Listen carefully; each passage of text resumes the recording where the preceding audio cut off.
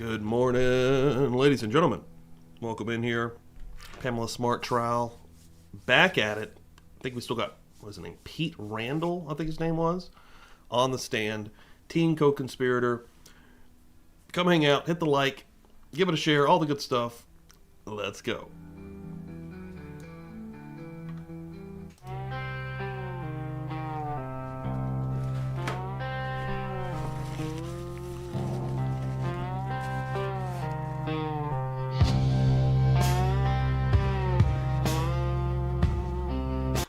Let's rock. Boom. Ladies and gentlemen, what is up? Welcome in here. Murder Church on the air on a Sunday morning. We made it back. Definitely going to get some coffee this morning. I'm struggling a little bit. Struggling just a little bit this morning. What is up, everybody? Hope everybody's having a great weekend. Like I said, we're still working our way through Pamela Smart here. Got a little bit of a new look over on the feed side as well as here. You can see I've got the logos down here. I got a new publicly buzzed design up there. And I've got a new situation going on the feed as well. I've added a new feature on there. We'll see how it goes.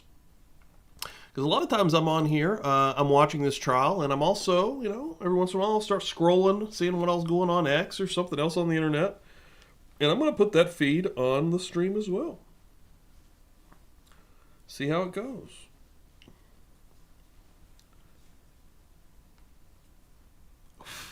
Just a little bit of a new look here.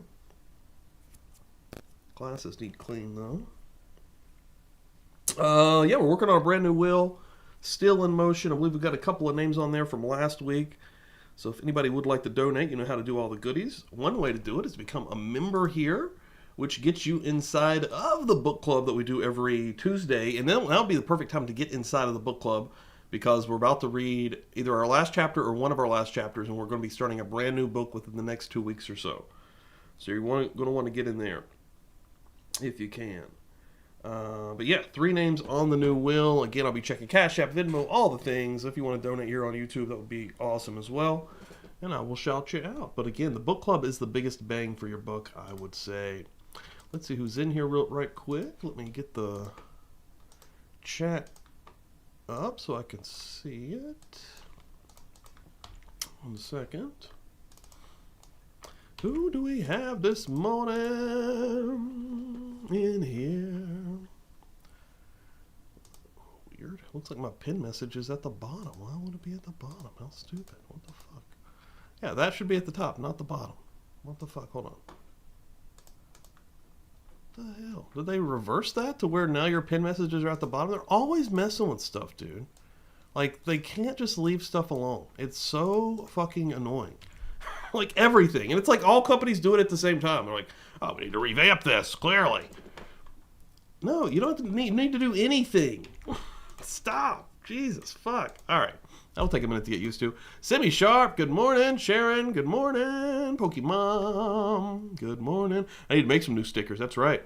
Yeah, both logos, actually. This logo's been updated, and that logo's been updated. I need to update the Murder Church one as well, just a little bit. Maybe glossy it up a little bit. Frog, good morning. Pammy, my beauty, good morning. Teresa, good morning. Hope everyone's having a fine one this morning. Hope everyone's having a great weekend. A little bit colder this weekend than the last, but Ruth Ann was the G last week. Ruth Ann was going crazy last week, I believe. Ruth Ann, welcome in. Good morning, good morning, good morning. Making sure I'm not missing anybody here. Melissa, good morning. JC, I call him J Money. I don't know why I want to say JC when I say it. Jason, what's up, my man? You should have a shirt on the way also, dude. Should have a shirt on the way. We'll try to start moving some of that stuff forward. Oh, the bells. Good call there. Let me get the bells going. Good call, Simi. Hold on. That's how you really start Murder Church. Well, so far, Pamela Smart has been interesting. We saw this guy. I'm going to make sure I got his name right. Yes, Pete Randall. Last time, one of the teen co-conspirators. Pouring a lot out there for us. Went over a lot of the details of the situation leading up to the murder and the murderer. and we're still moving. So we're going to go right back into him today. Sarah, good morning also. Appreciate you coming through here. Now let's take a look at the new feed here, shall we? Here is what the new feed looks like. I'm still trying to figure out the chat part also. Put it right here for now, something like that. I need to make it just a hair bigger. Something like that. Something that's just coasting up behind me is kind of what I'm looking for there. And I think I've got it. All right. But yeah, other than that, we'll have the feed right here, of course, which will be the trial. And then up here, the coming soon part is actually going to be an internet feed of me, while I'm watching this trial and while I also randomly look at news and X and random things. So I got a couple of different things on there I can put up there. I go, boom, system reboot is happening. I got breaking news up here also. I've got to level up. The level up one is good because you can pair it with the book club. Boom, level up for the book club. Boom, I like that one. But it will be starting soon as start rocking and rolling. And yeah, let's go. Thanks everyone for being here. Let's roll. Make sure I got the sound right for this trial. I do got to go make some coffee though. That's what I'm going to start with first of all. The coffee, I need it. So Randall, when we broke yesterday, we were talking about Sunday morning, June 10th. Where were you at that time? I was at the defendant's house in Hampton. And you said that JR went to Tux Field, I believe was the last response you've given us. Yes. Can you tell us again what was the purpose of JR going to Tux Field?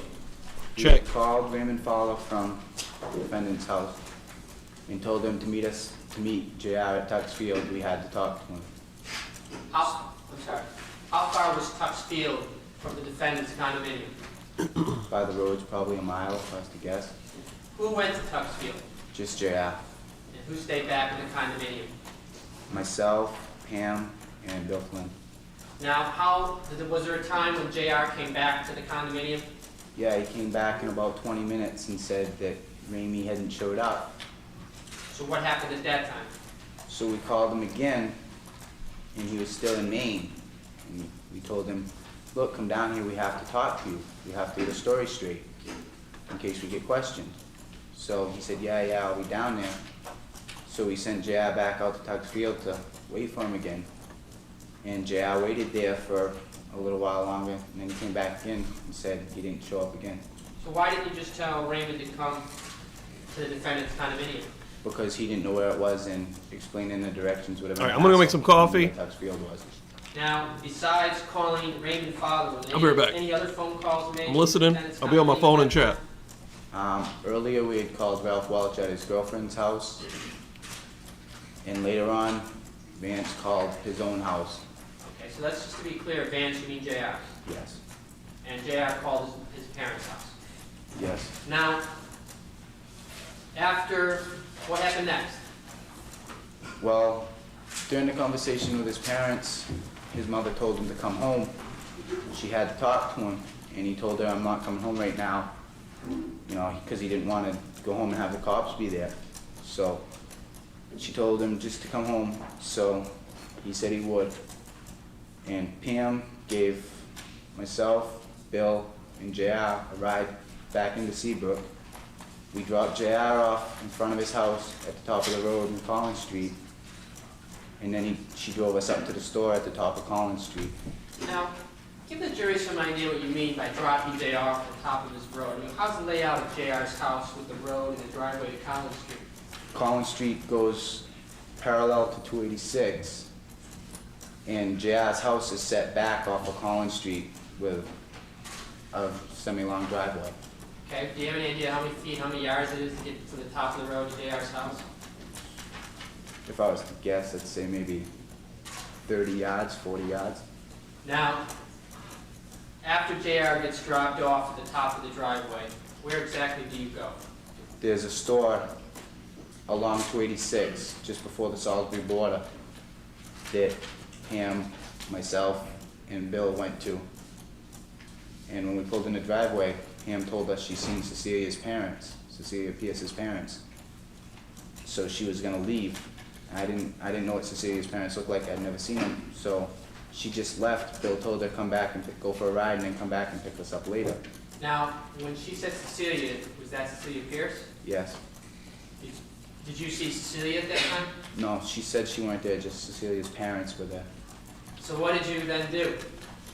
I got out, myself and Bill Flynn got out of the car, we went into the store, bought a couple tonics, and then went in and played video games while we were waiting for JR to return. Did there come a time when you saw JR again?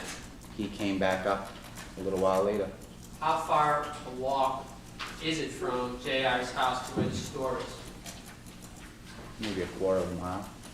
Short walk. And is that how JR got there as far as you know? Yes. And after JR came back, how long a wait was it before you saw the defendant again? 20 minutes. Now during that time, did you see anyone else? My mother, And what's your mother's name? Tricia Randall, And how is it that you saw your mother?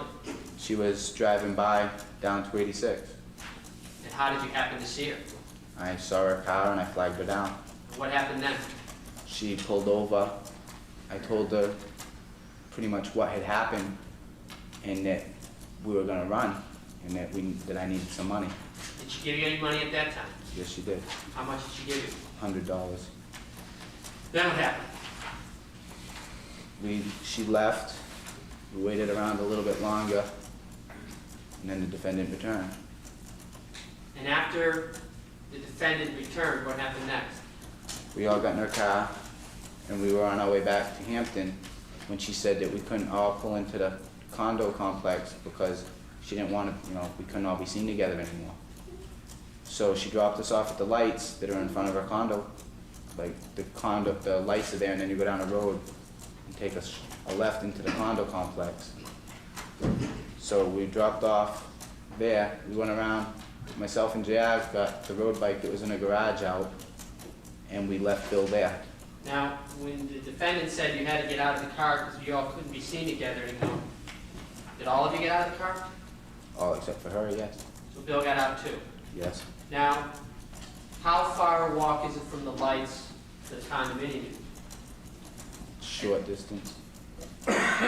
Now, how is it that you were able to get into the garage? It was left open. Now, where's the garage in relationship to the defendant's condominium unit? The garage is just below the condo. It's a drive-in garage, and there's a doorway inside the garage that leads up a flight of stairs to the condo. Now, once you got to the condominium unit and you went into the garage, where was the defendant's car? Do you see? It was in the garage. Did she get there first? Did you get there first? She got there first. And did you see her again at this time? No, I did not. And when you and JR got on the motorbike, what did Bill do?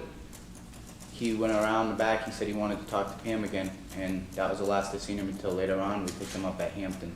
We picked him up in Winnicott School parking lot. So the last time you were in the presence of the defendant is when she told you to get out of the car. Yes.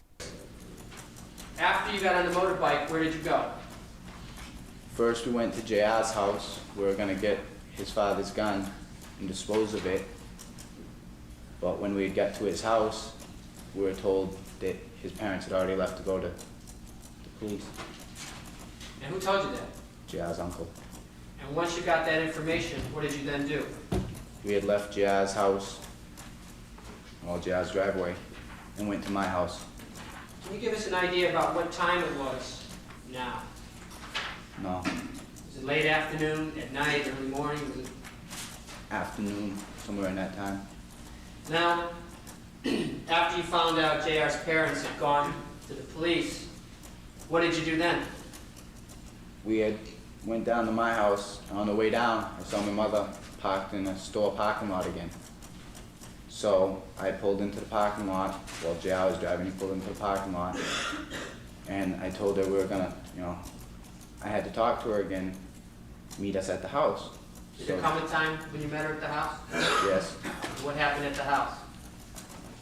We were going down South Main Street. She was behind us, I believe. Me and JR passed a cop cruiser on the road bike. So the cop cruiser started to turn around because the cop in the car must have knew us. So he let me off at my house, and he took off down the road, and the cruiser came back around and started to go after JR. He just started following the way the bike went. And my mother had pulled into the driveway, and she told me to run because the cops were coming back around. They turned around, and I didn't run. I just stood next to the hood of the car and waited for them to go by. And they just drove by and went after JR.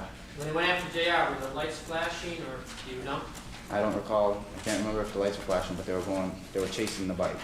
They were going faster than normal. So after you waited by your mother's car, what happened next? We went in the house. I told her I was going to take the car and take it to Connecticut and leave it at my aunt's house or my grandfather's house to be returned to New Hampshire. But I was going to take the car and the road bike to leave. Now, it was your plan at that time to take both the bike and the car? Yes. So what happened next? I took the car and I met JR on, it's a clamshell road off the end of South Main Street. That's where he had brought the bike. And I took the car and I met him down there. And we decided that the cops had seen it too much, so we were just gonna leave it there. So we left the bike there.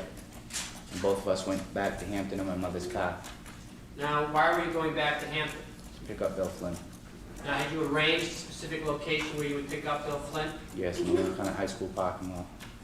And I may have asked you this yesterday, but just to be clear, how far was that from the defendant's condominium? Across the athletic fields, so not that far. And what happens then?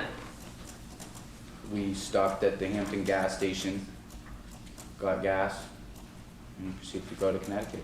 So did you pick up Bill in Hampton? Yes. And where was he at Hampton when you went? I'm sorry, where was he exactly when you picked him up? The side parking lot of Winnicott High School. All right, and from there you went to the gas station. Yes.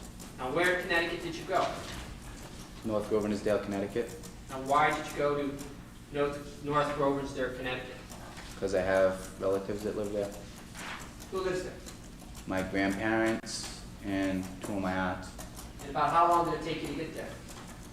Probably an hour and a half. And what happened once you got there? I had told my aunt that we were in a little bit of trouble for stealing some road bikes and that someone ratted on us.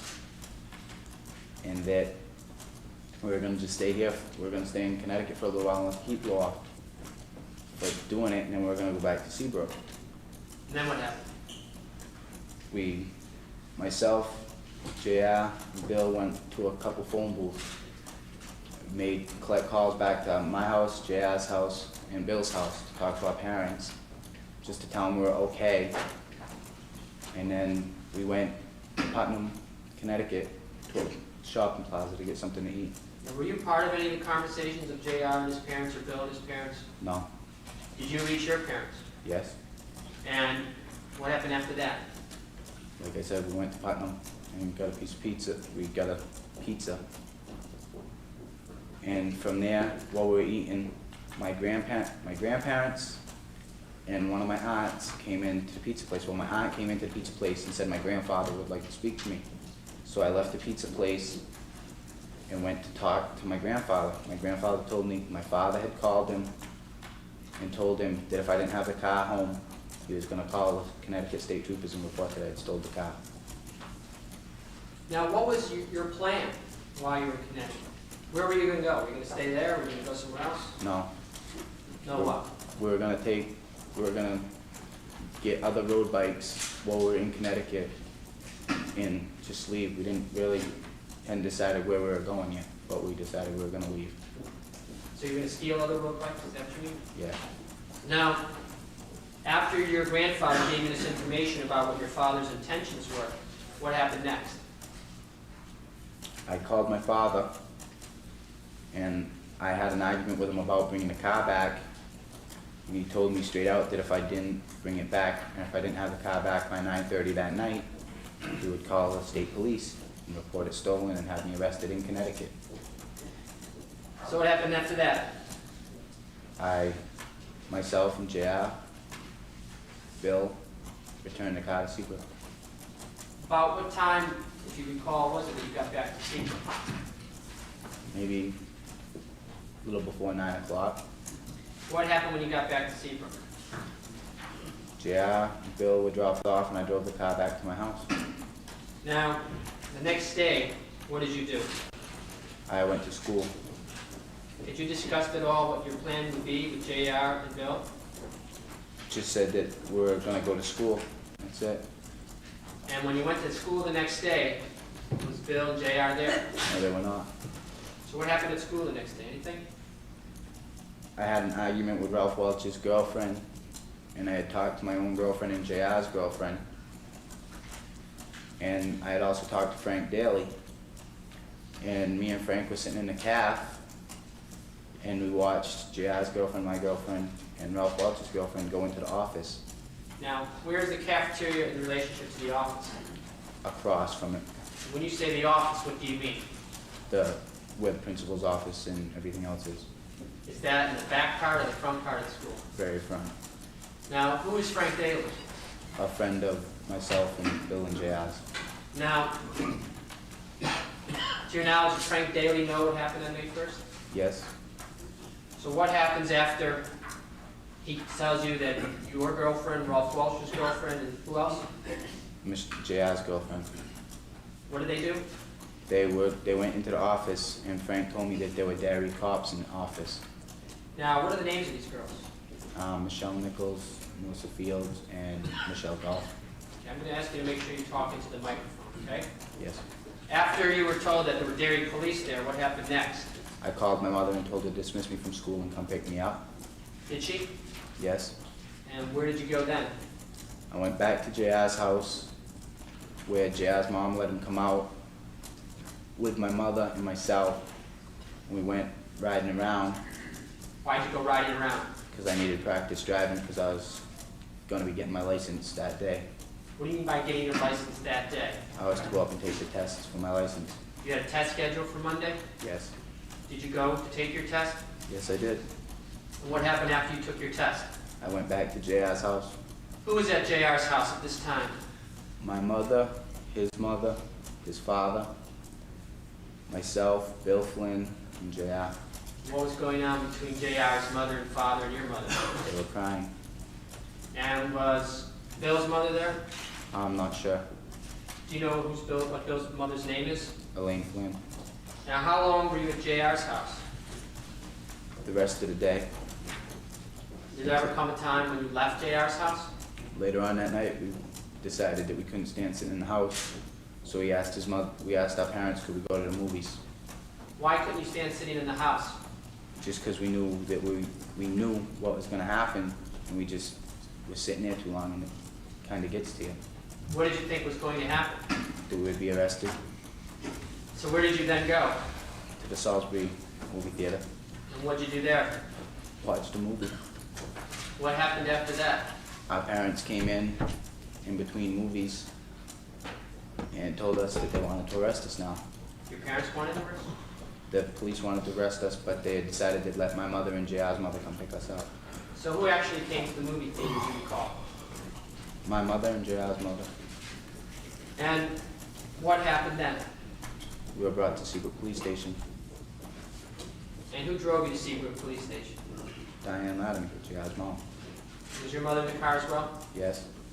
Now, when you got to Seabrook Police Station, what happened? We were arrested and charged with first-degree murder, and myself and JR were charged with accomplice to first-degree murder. Now, whatever happened to the black bag that you took into your house the night of the murder? After I went through it and taken out what I wanted, I put it in my closet. What kind of jewelry did you take out? 2 gold chains, a bracelet, well, 2 gold chains and 2 gold bracelets. Did you ever try to sell those gold chains or bracelets? Yes, I did. And what happened with that? We had tested them and they turned up fake, so I threw them away. What do you mean by you tested them? Well, you can test a gold chain by running it through bleach, Clorox bleach, and if the bleach turns black, they're fake. And this is a method you Well, they're understood to plated. use to test the authenticity of gold? Yes. And you did this with these two gold chains and these two gold bracelets? Yes. Anything else do you remember taking out of the bag, jewelry-wise? Not that I recall, no. So you never effectively sold this jewelry? Nope. What'd you do with it? Do it over the Blackwater Bridge in Seabrook. And whatever happened to the discs? I don't know. Now, when was the last time you saw that black bag? The day I stuffed it in my closet, When was that? a few weeks before I was arrested. And did you ever do anything else with that black bag? Once I was in ADC, and after the house had been searched for anything to do with the case, and they hadn't found the black bag, I told my mother to get rid of it. Were you present when they searched your house? No, I was not. I was already in ADC. So how do you know your house was searched? My mother told me. Is that the reason why you told your mother to do something with the bag? Yes. Now, when you say ADC, what does that stand for? Awaiting disposition of the court, And where is that? Concord, New Hampshire. Is that institution basically for juveniles? Yes. And what did you tell your mother to do with the bag? I just told her to get rid of it. Do you know, in fact, what did you ever see or she ever? Well, let me rephrase that question. Is that what you told her to do? Is that what you told her to do, get rid of it? Yes. All right. I'd like to show you what's been marked for identification purposes. State's Exhibit 44. Tell me if you recognize this. Black pillowcase. When you say it's a black pillowcase, which black pillowcase is it? It was a throw pillow off of Pamela Smart's couch. Did you open it up and tell us what's inside it, if you recognize any of the contents?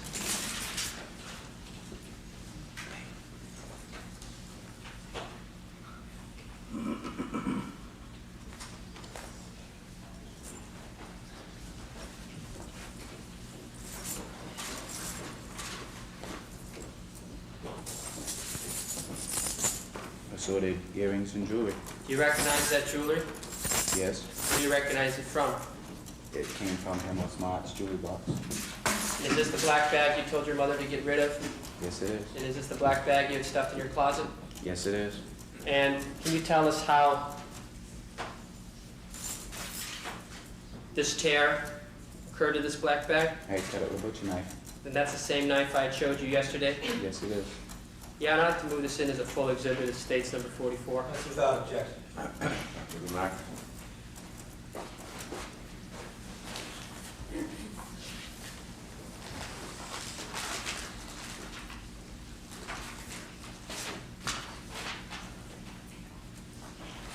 The court's permission, Your Honor, to pass it to the jury. Take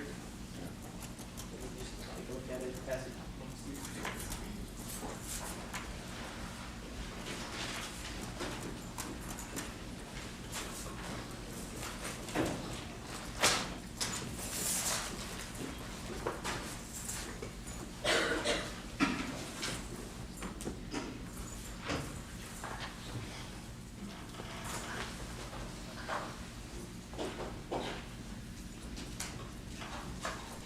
Always rocking that bow.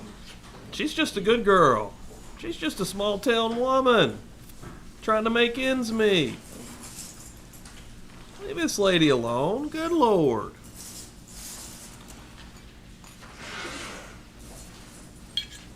Poor little lass.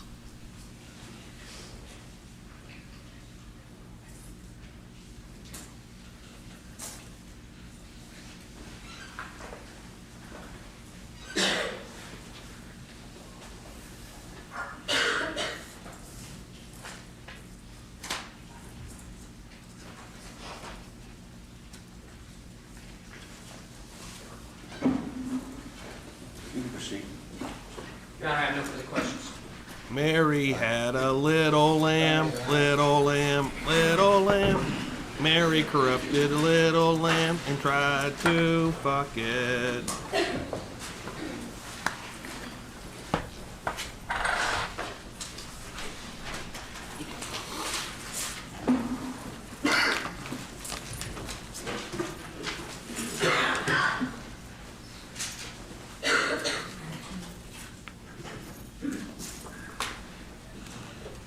Hey, Pam Smart didn't make you kill anybody, right? No, she didn't make me kill anybody.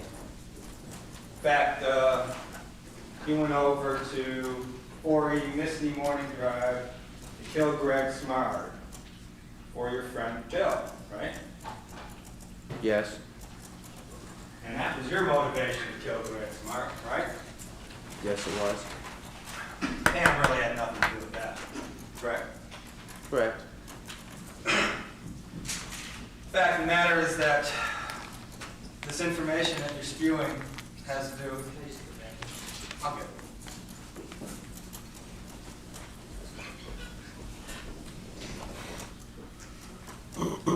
The information that you're telling the jury, for the most part, is information that you've heard from Bill Flynn.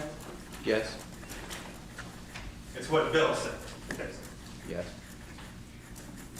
I mean, if you want to be entirely honest with the jury, you'll tell them that prior to May 1st, you had absolutely no conversations of any substance whatsoever with Pam Smart. Objection to the form.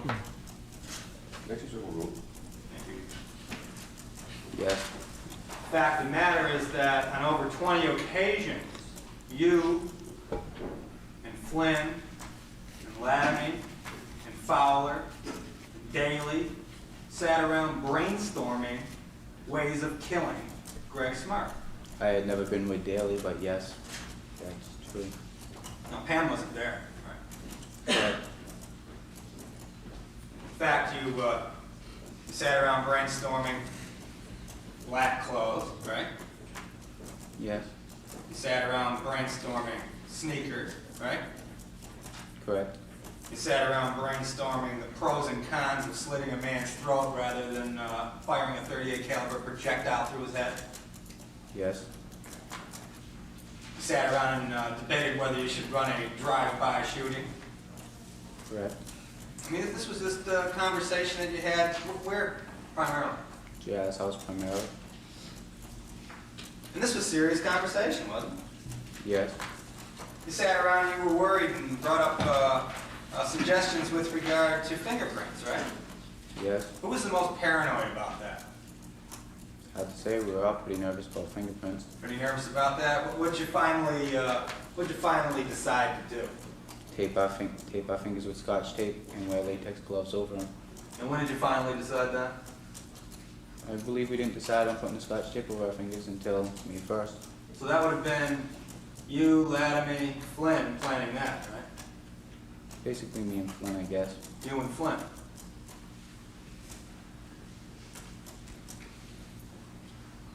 Fact of the matter is that you, and Laramie, and Flynn were engaged in other criminal endeavors, right?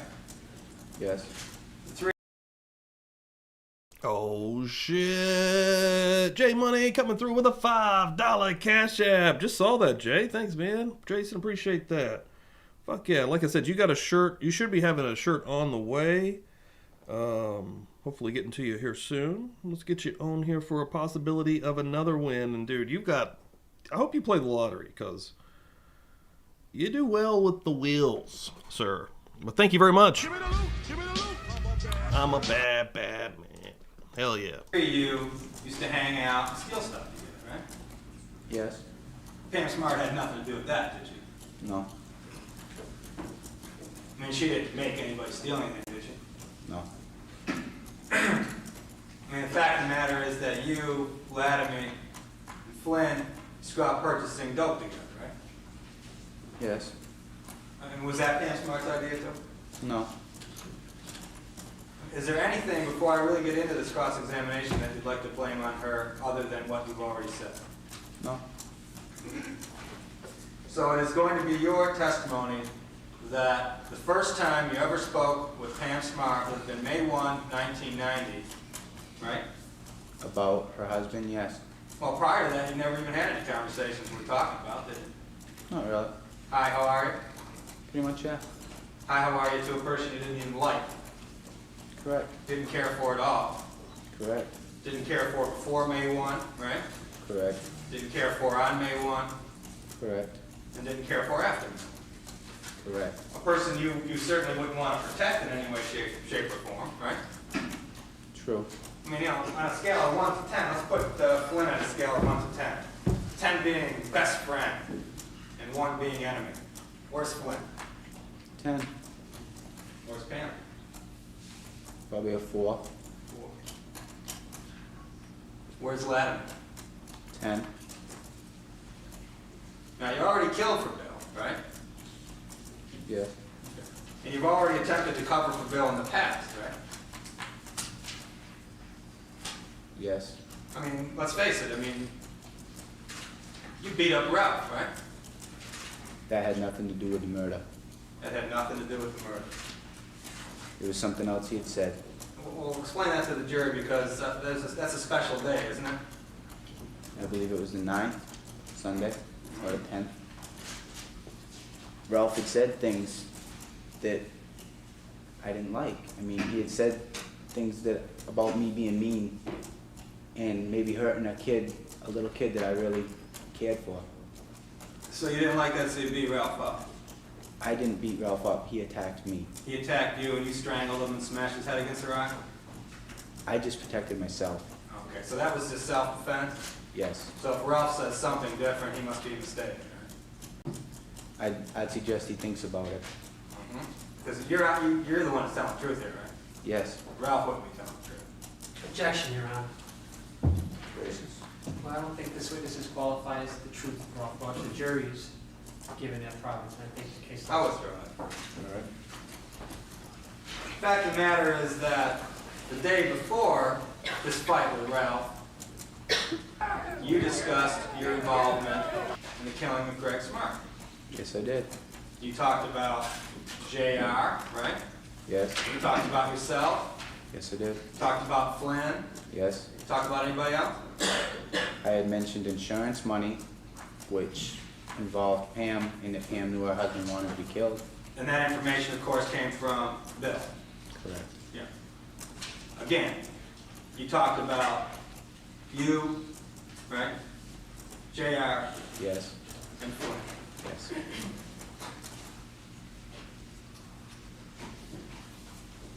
In fact, let me just jump ahead because, again, you don't care about this woman, right? No, I do not. When you spoke to your parents, in fact, your conversation to your mother, you talked about you, right? Correct. You talked about Flynn. Yes, You talked about JR. yes. She didn't talk about her at all, did you? I had said that she had an involvement in it, meaning that she wanted her husband killed, but that's as far as I said.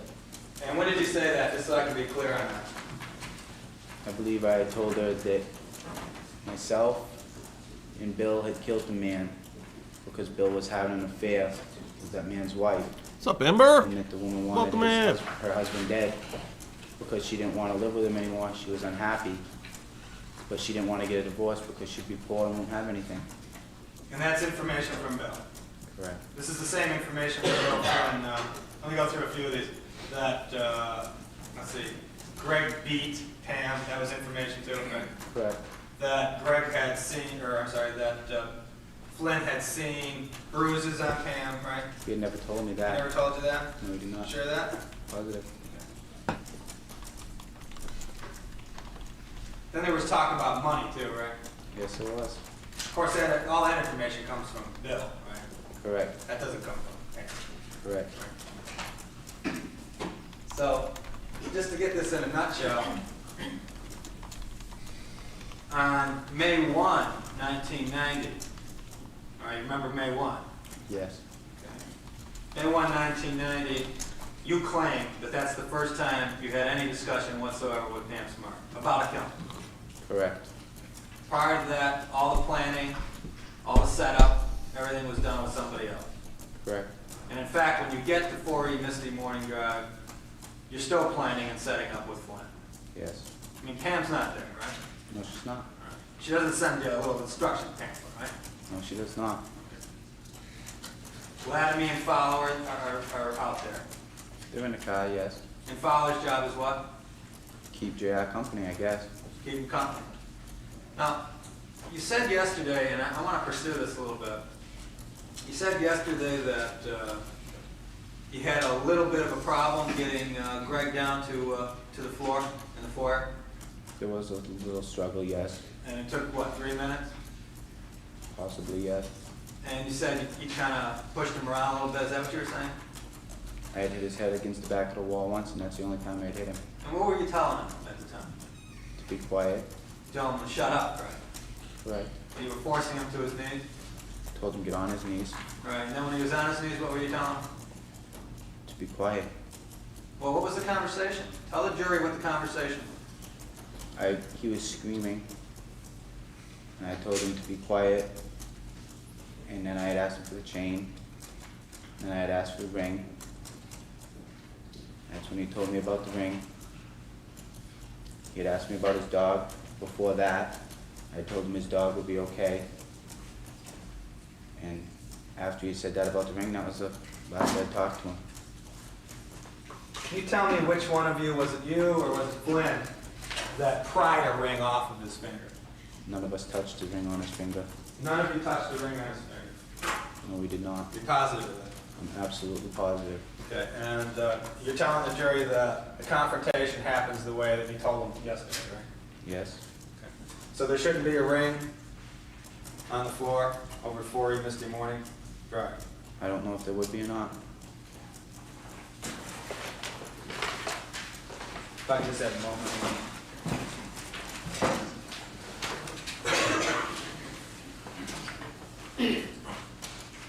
Let me show you what's been marked as Defendant's A.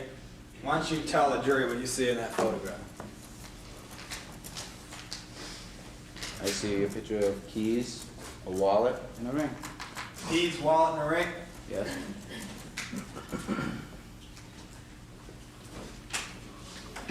Now tell us about the keys. How'd the keys get there? I don't know, he must have dropped them. They were in his hand when he came in, I guess. You guess? I would think so. How about the wallet? It had been taken out of his jacket and dropped. How'd that happen? Bill had taken his wallet. What? Bill had taken his wallet, What did he do with his wallet? taking the money out of it. So he's robbing him while he's on his knees? Is that what's going on? Yes. This is the poor little scared Bill Flynn that you described? Objection, Your Honor. Don't want to say poor little scared Bill Flynn. Jury will take its own recollection of the testimony.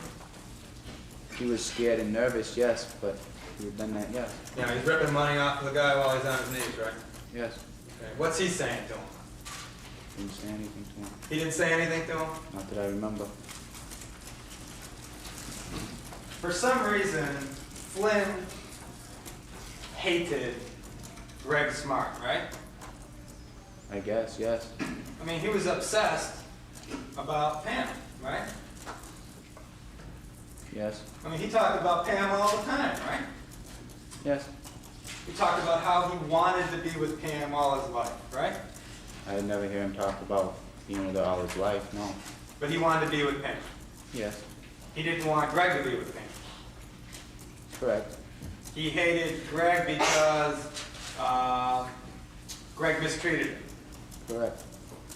They couldn't get a divorce because Pam would be poor, right? Is that what he told you? Told me she'd lose everything she had, yes. Lose everything. Right? And he talked about this often, right? Correct. He talked about his love for Pam, and he talked about his hatred for Greg. Correct. And while he's talking about his love for Pam and his hatred for Greg, he's also talking about how he would like to kill Greg. Yes. And this happens as early as what, March of 1990? I believe, yes. And the conversations start snowballing. I mean, they become more and more frequent, don't they? Correct. He talks about it more and more and more, leading all the way up to May 1, right? Yes. Now, during this same time period, his behavior is changing too, isn't it? No, particularly, we're talking about that. That's the only way our behavior was changing. We're still the same kids we were. Same kids, Yes. still ripping off stereos from cars and stuff, Occasionally. still stealing motorcycles, Occasionally, yes. still buying dope, Occasionally. using dope, Yes. drinking. Yes. Damn dirty dope heads. Now that That's all I increases, know. doesn't it? The dope and the drinking. Don't A little trust. bit. I mean, the cocaine starts to increase, doesn't it? Cocaine never increased, no. No, you didn't get more from your buddy Zeppelin down in Massachusetts. No. Cocaine started to decrease. Yeah, you know, my buddy's name is Zeppelin. He's a pretty cool guy. That's his real name. That's his name at birth. His mother gave him that name. She loved Led Zeppelin. She was like, I'm gonna call him Zepp. We called him Zepp. His nickname was Zepp. Decrease. Yes. Okay. Just couldn't get enough money to buy it, or what? Stopped using it. It was during this period of time that you were supposed to locate and purchase a firearm from your street contact? I wasn't supposed to. I may have been able to, yes. Well, did you attempt it? I had asked him once if he could get one, and he said he may be able to. And you discussed yesterday with the jury a price range between $100 and $300, right? Yes. What kind of weapons were you talking about? Handguns. What kind of handgun? Pretty much almost any kind, I guess. Were you looking for a revolver? Were you looking for a .45? What were you looking for? Something 45, Why? 9mm, What? has a clip. What? What's the difference to you? To me, Yeah. lighter gun, smaller gun usually. How do you know all this stuff? I've read magazines about guns. Are you into guns? I like guns, not much, but there's something. You know, did you aspire to be, I'm going to ask you this question, you tell me yes or no. Did you ever aspire to be a trained assassin? No, I did not. Isn't that what you wanted to be? No, I did not. Did you have any problems killing, going over and killing, Greg? Yes, you I care? did. When you got there, you chickened out, is that what you're telling the jury? I had doubts, yes. You had doubts, Yes. and you just didn't get up and leave, right? No, I did not. No, you signaled to your buddy to shoot him through the head. I didn't single, I said yes. You told him to shoot him. Correct. And that's an expression of your doubts, to kill him or not? It meant that I couldn't do it. It meant you couldn't do it because you were touched with that situation? I wasn't touched, I was scared. You were scared, so scared that you had to pick up this jewelry on the way out, right? There was a plan to follow. There was a plan to follow. You picked up the jewelry on the way out. And did you drop a knife there? I dropped a knife in the field, yes. Not in the foyer? Not in the foyer. Well, why don't you explain, because yesterday you were explaining to the prosecutor that you had wrapped paper toweling around the handle of the knife. Remember that? I had wrapped paper towel around the handle of the knife a couple of times. Well, how does that happen when you have your hand around the grip of the knife? I had waited in that house for a half an hour to 45 minutes for Greg to return. When I you had changed the paper towel on the handle of that knife twice. Twice. When you ran out of the house, did you have the bag in one hand and the knife in the other? Yes, I did. Running out to the back door, Yes, over the railing, yes, and into the dark. yes. Now, the plan that you had with Laramie and Fowler was to meet them someplace other than you eventually did, right? Correct. That was a plan that was put together by you, Bill, Laramie, and Fowler. Correct. Thank you very much, Shelly. Pokemon coming through and helping out the lovely Ember Burns, who, again, congratulations on a brand new home. Hell yeah, Poke. I appreciate that. Helping us out. That means, Ember, you can join us. Dude, we're about to start a brand new book. We don't even know what it is. You can help us choose a new book. Thank you so much, Poke. I appreciate that. Let me get you right here on this fancy wheel we're building. A virtual wheel, currently. Show it one more time now. Welcome to the party, pal. Hell yeah. Thank you so much. Brooklyn, welcome in here. Hope you're doing good. Hope you're having a good weekend. Everybody, thanks everyone. Hell yeah. Thanks, guys. When you get in the car, I'm sure your heart is pumping, right? Yes, You're feeling a little paranoid, yes. and you start driving away, right? We went and got the clothes first, and then we left, yes. And then you take off the black clothing, Yes, and you throw it out the window? yes. You don't stop the car, you just throw it out the window? I believe we had stopped once to throw the sneakers and everything like that out. Did anybody get out of the car? No, Was it before the first stop, or on your way past the first stop, that Flynn was expressing that he got a big thrill out of killing? I never heard him say he got a big thrill out of killing. You never did? No,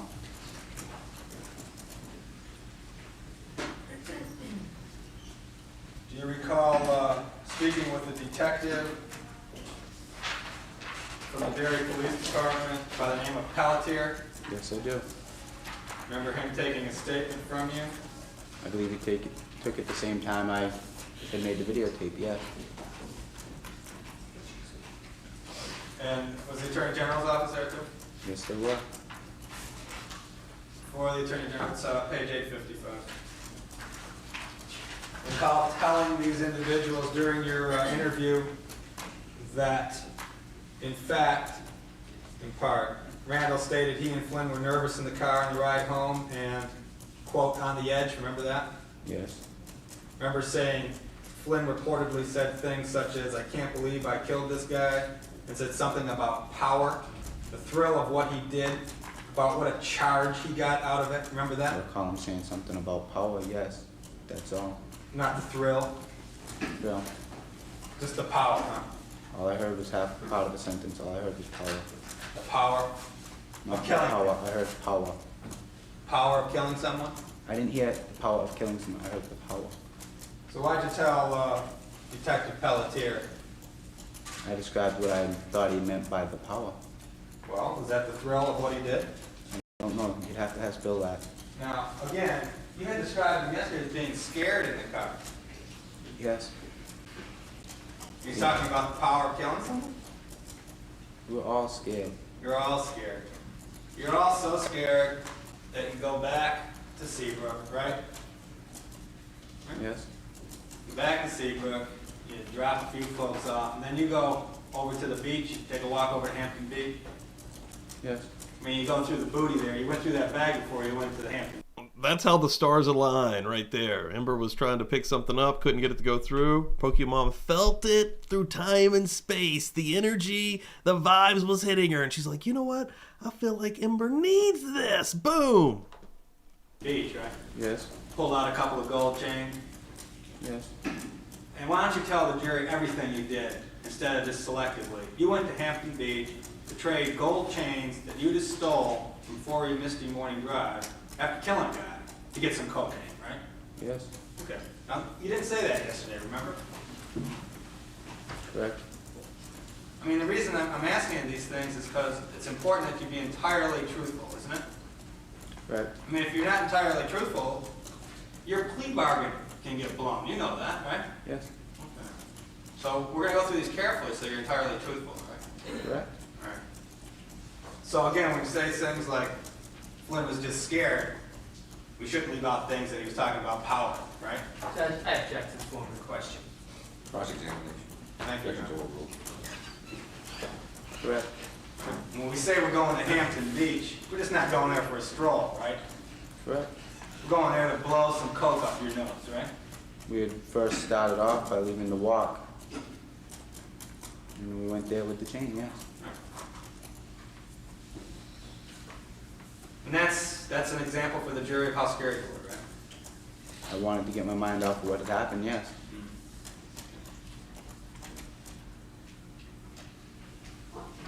You know,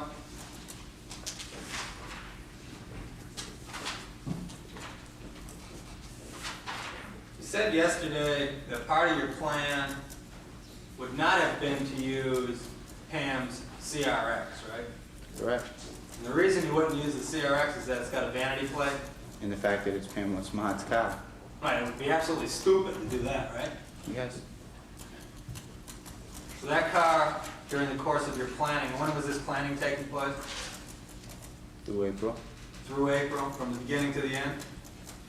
There had been talk all the way through April. The plan probably didn't start coming together completely until the end of April. Well, I mean, the beginning of April, we're going to use a Honda CRX with Pam's license plate on it. That had been mentioned as a car to use, yes. That had been mentioned as the car to use. As a car to use. And what was the reaction from you folks? That it shouldn't be used because of the fact that it was her car. That it should be used? That it shouldn't be That it used. should not be used? And Correct. that was at the beginning of April? I'm not sure what time it was. But, I mean, Flynn agreed, right? That shouldn't be It should be used. used, correct. Fowler agreed, Correct. Vladimir agreed, Correct. and you agreed. Yes. So, you know, the whole idea was don't use that Honda CRX. Right. Gotta find a different I was muted there. This is the whitest man ever. Holy cow. Look how white is. I mean, even the hair. Like, the light reflecting off of him is translucent. Dear God. This lady's glare in her hair is coming directly off of this man's fucking face. This is an alien. Car. Right. And then it was Laramie's job to find a different car? Not at first, no. Everybody was thinking of ways of getting a different car. Yes. Everything from stealing a car, right? Yes. Borrowing a car, right? Correct. But definitely not the Honda Sierra. Correct. Then there was a great debate during the course of April with regard to a knife versus a weapon, firearm. It wasn't a great debate. Well, was it Question. settled?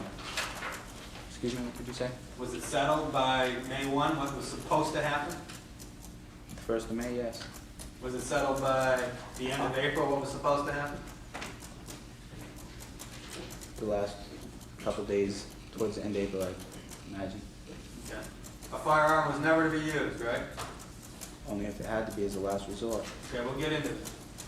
But it wasn't intended to be used, right? No, it weren't. And that was agreed upon by you, right? Correct. Flynn, right? Correct. Fowler, I'm not sure if he was there when we agreed upon it. Latimer. Correct. And when you say you're going to use a firearm as a last resort, again, explain that to the jury. In case I couldn't do what I didn't, in case I couldn't kill him. Well, is that what you were expressing to everybody? Was it in case you couldn't kill him, or was it in case somebody walked in? It was in case anybody, when we left, was like the cops were already there. And what would you do? People were there. What would you do with that gun? Show it to them and see if the police run away? Police wouldn't run away, but a normal person may have. A normal person may. Or what would you have done? I didn't have the gun. You didn't have the gun. You were already planning an escape prior to May 1, right? Yes.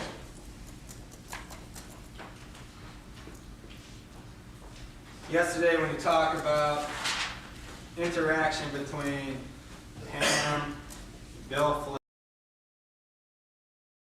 I'll look that up real quick. Actually, I think I want to check real quick. I want to check the sizes on here. Hold on. I'm actually going to move this over here just for a second.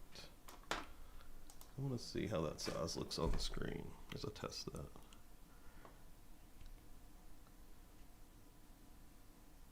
Yeah, the more I enlarge it, yeah, it actually works out pretty good. So hold on. Go back there. But yeah, I was looking to see, Brooklyn asked what Pete Randall was doing today. And yeah, it doesn't really say. Basically, he got out in 2015. Current status, there was no major public updates on Randall's life sentence. His 2015 release, he has largely kept a low profile. So yeah, it looks like that he's in hiding essentially. Probably changed his name even. I could see potentially or possibly. Oh wow. I don't know. And you talk about one incident where you saw them together, and Flynn must have been hanging all over. Right. Stinking drunk, was he? Not stinking drunk, but he was drunk. He couldn't stand up? Don't know, I didn't see him walking normal. Well, I mean, did you say to the jury, you tell me if I'm wrong, didn't you say to the jury? Welcome in here, that Pam was Sleuthy. holding him up? He was hanging on her, yes. I don't know if he was hanging on her to hang on her or he was hanging on her because he couldn't walk. You've reviewed a deposition that we took, haven't you? I've read it once to see that there was no errors in it. Right, and you in fact found just one error, right? Correct. Okay. But you'll recall that in this deposition, you even described that incident as Flynn being mildly intoxicated? Drunk. Mildly intoxicated.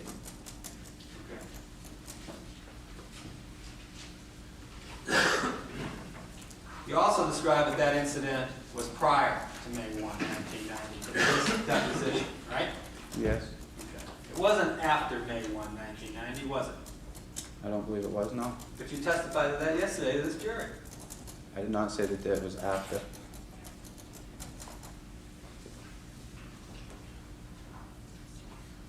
I said that happened before May 1st. Who decided on how to point the ammunition? Agreed upon. By who? All of us, I guess. Tell us the names. Myself, JR, and Bill. And when was that agreed upon? Sometime in late April. And was it also agreed upon that you would locate somebody to purchase the ammunition for you? Since we can buy it ourselves, yes. And who did you three guys agree upon? We didn't agree upon anybody, but we had asked a friend of ours, Georgie Mon, if he'd buy us bullets to use for target practicing. So we had lied to him to get the bullets, and he bought them for us. Okay, you lied to him to get the bullets and he bought them for you. And he buys the bullets that you want, right? Correct. The bullets that were agreed upon Right. to do the job you wanted to do. Yes. See, I get confused because you bought hollow points, right? Right? Yes. Why did you buy hollow points? Hollow points aren't for target practice, you know that, right? You know that, yes. Okay, why did you buy hollow points? Because we figured the bullet, it'd be quicker, there wouldn't be any pain, and the bullet would be harder to identify. Now, that was discussed between who? I believe the three Harder, of us were harder to discussing identify. Three of you. Bill, right? Vance and myself. Vance and yourself. That the bullet would be harder to identify, that it would break up, and that it would kill quicker? Yes. When did you have that conversation? Sometime in April. Sometime in April? And this was for your backup gun? Yes. So you did intend to utilize that weapon? If didn't you? need be. Yeah. There's no question about that. If it needed to be used, yeah. You stated yesterday that you had heard from Bill that there was a prior attempt to kill Greg. I heard from either Bill or JR.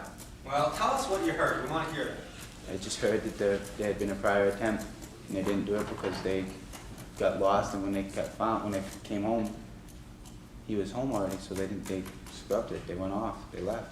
So they had actually gotten lost? That's what I was told. Who told you that? Either JR or Bill. That it wasn't on purpose that they got lost, it's just they got lost. Okay? That's what I was told. They mistakenly got lost. That's what I was told. And this would have been from either Flynn or JR? Correct? And what was JR's part with regard to that prior attempt? I don't know if he had any. But it may have been JR that told you It may have that been they JR got that lost? told me. It may have been JR that told me it had happened Yeah, it happened. And when does this conversation take place? after the first attempt. After the first attempt. Do you know what time? When? What month? April. How close to May 1st? I'm not sure. A couple of weeks. Was it your testimony yesterday that upon hearing that, you thought you should get involved because obviously Bill wasn't doing something right? I was afraid the Bill would get caught. Yes. Was that the real motivation to go out and do this? Yes. Because you were going to help Bill not get caught? That I didn't want to see my friend go to jail. Yes. Right. That brings up an interesting subject. You don't want to be in jail very long, do you? No, I'd rather not go to jail for that long. Correct. You don't want Bill in jail very long, do you? I don't want any of us to go to jail that long. Oh, you don't care about her. I would rather see her not go to jail that long. You don't care. Come on. Be honest with the jury. I wouldn't wish anybody to go to jail. Okay. How many years are you saving by entering this plea? Possibly the time from 28 years, so I'd be 45 years old until I die. Your natural life you could spend in prison, right? Correct. Now, with regard to, let me just make this complete. With regard to Latimer, you don't want to see that friend in jail either, do you? Correct. Now, you entered into this plea negotiation with the prosecutors. And the plea negotiation, I believe there are exhibits 50 and 51, and you were shown those yesterday. Yes, I was. The plea negotiation says that everything within the body of that particular document is the entire agreement, right? Correct.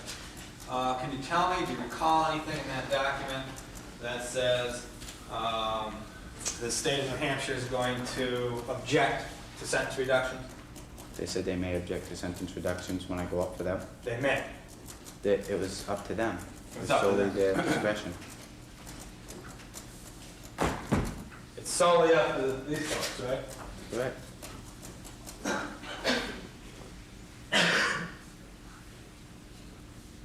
And you remember in the negotiation, your specific negotiation, that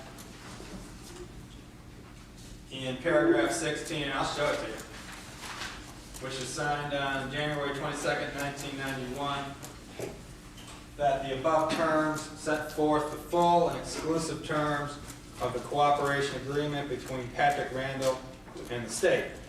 There are no other promises, terms, or conditions. Remember that? Correct. Okay. Let's put it in front of you so you're sure.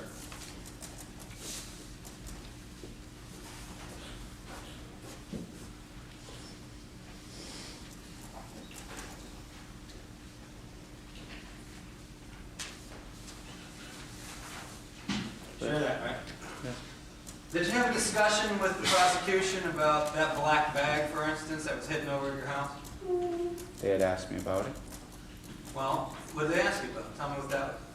I had told them that I had used a black bag, I had taken a black bag from the house, and they had asked me what I did with it. Okay. Now, you didn't want your mother to get in trouble, did you? No, Did you make another agreement with the state of New Hampshire? no, I did not. No other deals or promises? No, I did not. Was it your understanding your mother would be arrested? I was told my lawyers told me she wouldn't be. Your lawyers told you that she would not be arrested. I was told she wouldn't get arrested. Okay. It wasn't promised by anyone. They just told me, don't worry. Who told you don't worry? I believe it was my lawyers. Your lawyers. So in fact, the total plea agreement really isn't in this document, is it? That is my plea agreement right there. Well, isn't part of it that you were trying to take care of your mom too? No, No, you didn't care? I care for my mother. I was just told that she wouldn't be arrested. It wasn't part of my plea agreement. And that was told to you by your attorney? I believe it was my attorney that told me, correct. And I assume that that was discussed with the prosecution? I believe it was.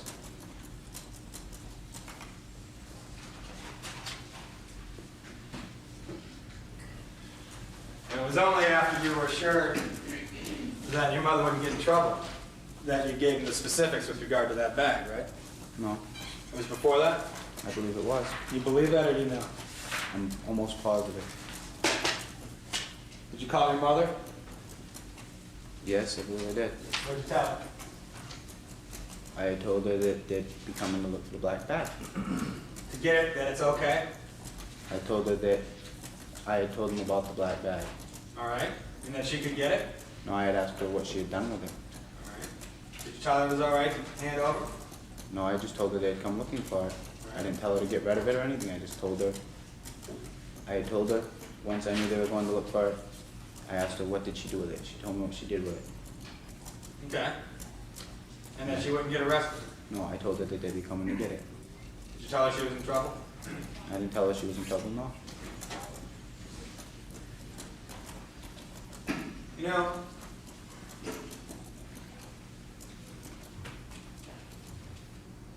you had a conversation before you left for Connecticut. Remember you ran to Connecticut? Yes, And you had that conversation with your folks, right? with my mother. And you had a conversation from Connecticut, right? With my mother. And you had a conversation when you got back from Connecticut, right? With my mother, yeah. And in fact, when you got back from Connecticut, it was a fairly lengthy conversation, wasn't it? Yes. And in none of those conversations did you say, and just listen to my question, that Pam Smart was involved in the killing of her husband. I told my mother that she had known about her husband being killed. Well, in none of those conversations, listen, did you state to your mother that Pam had anything to do with the killing of Greg Smart? Correct, I told her I didn't say anything about her having anything to do with planning. Instead, you told on your closest friends, Vladimir, right? I said they were involved with me, yes. And Flynn. Correct. And again, when we talk about relating a story to another friend, Welch. I had pretty much told them the same thing I told my parents. Right. The plea agreement contemplates a plea to second-degree murder, right? Accomplice secretary murder, correct. But not conspiracy, No, not assault on Ralph Welch, anything like that. You get weirdly loud for anybody else? no, Not obstructing justice or hiding evidence, nothing like that. no. So it's just one charge. Sounds like there's like, I think I hear fajitas, but it's through their feed, I'm pretty sure. Correct. And that's part of your deal, too. It's the charge brought against me. That Correct. would be only one charge brought. Correct.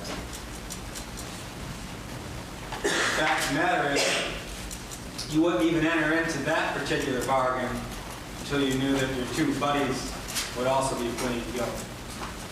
Correct. That's correct. Correct. I mean, the fact of the matter is, you're all trying to help each other out. Not so much we're all trying to help each other out. And We that's just don't not me. feel like seeing That's through their feed. That static. That is not me. two of us make a deal or one of us make a deal and see the other one that's left behind go to jail for life without parole. Right. I mean, especially Flynn. You didn't want to see him left behind, right? I wouldn't want to see any of my friends left behind. You didn't want to see Vladimir or Flynn left behind.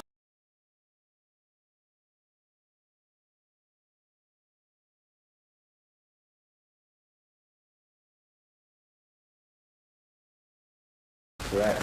So it was only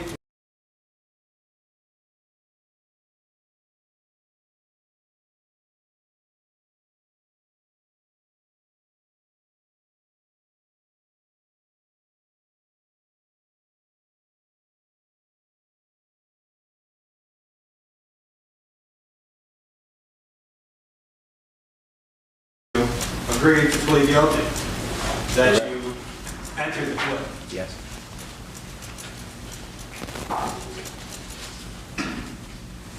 Again, just for a little background. Sorry, I was muted that entire time. But holy shit, yeah, that's not me. That is not me at all. That is on their side. I apologize. The jury, where are you located right now? Rockingham County Corrections Facility. And how are you housed up there? And they're like rooms, they're cells, but rooms with a door that gets locked at night. It gets locked at night. Correct. You're free to walk around during the day. Yes. Who's your cellmate? Wilson April, And who's two cells down from you? Vance Vladimir, and Bill Flynn. And you can freely converse with them day in and day out, right? Correct. They don't restrict you there, right? No, they're not. I mean, since December, you haven't been restricted at all. I'm talking about. Right? Correct. And even before December, you talked to them anyway. We'd risk getting into trouble, but yes.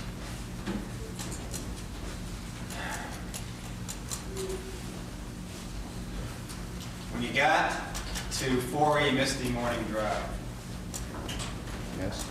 you and Bill were in that condominium for how long before Greg came? I'd say over an hour. Over an hour.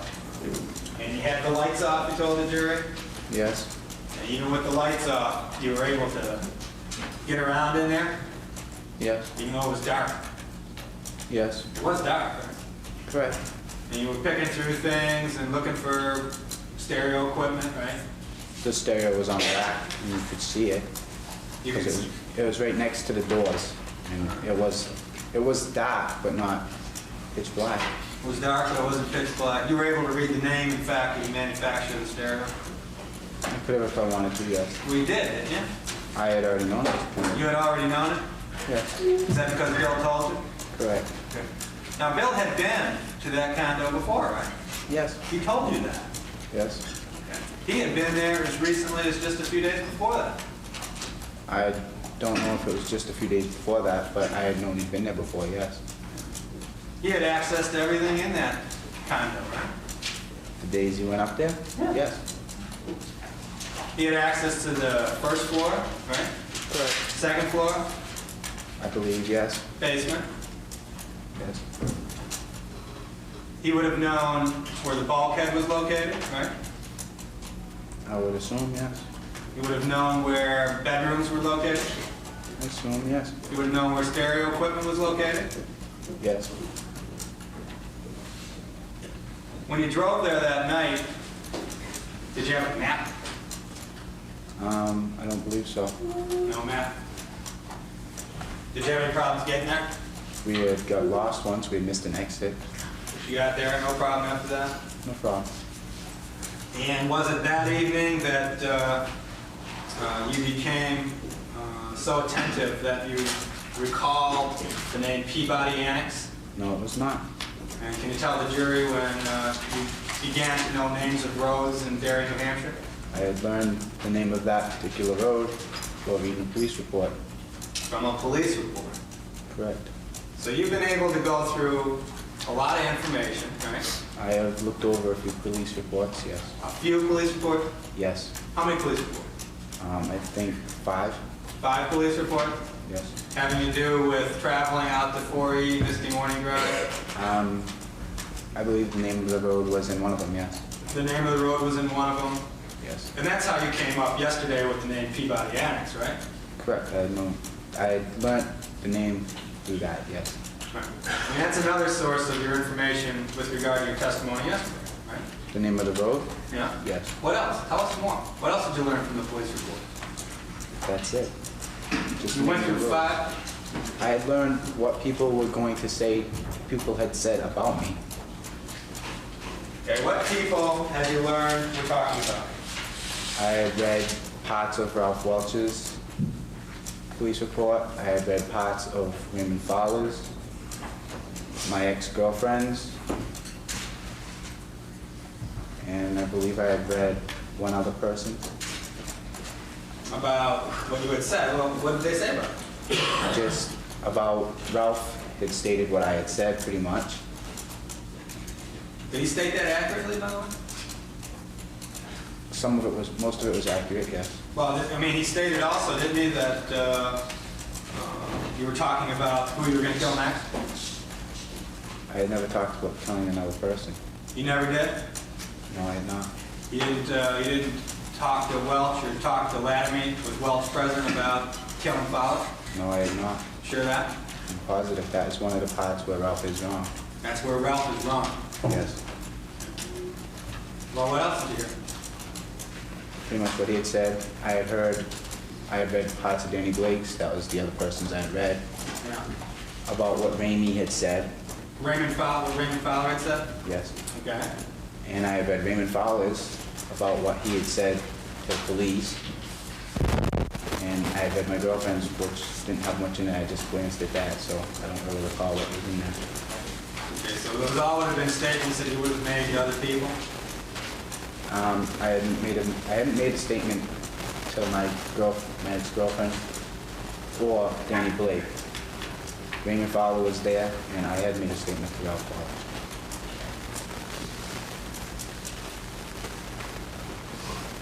Yeah, that fajita is not me. That is not me. When we talk about Raymond Fowler's police report, is it like a 2-page report?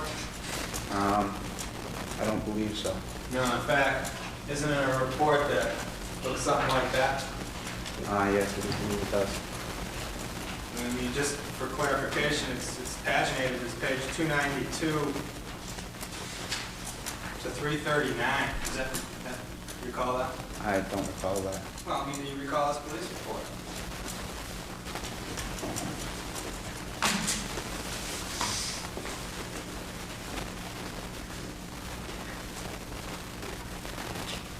Yes, I do. Okay, now that police report has a lot of information in it, other than just things about you, right? Yes, it's about the crime. And you got a lot of information out of this. Not stuff I've already known stuff that was in it.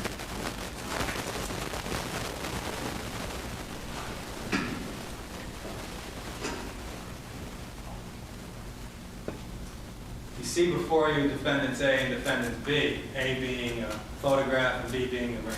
Correct. Now, are you going to look at the jury and tell them you didn't pry that ring off? I did not pry the ring off. You can tell them about Bill Flynn that he pried off? No, we did not pry that ring off. All right, you're saying that Greg just took it out and threw it on the ground? I had never seen the ring before.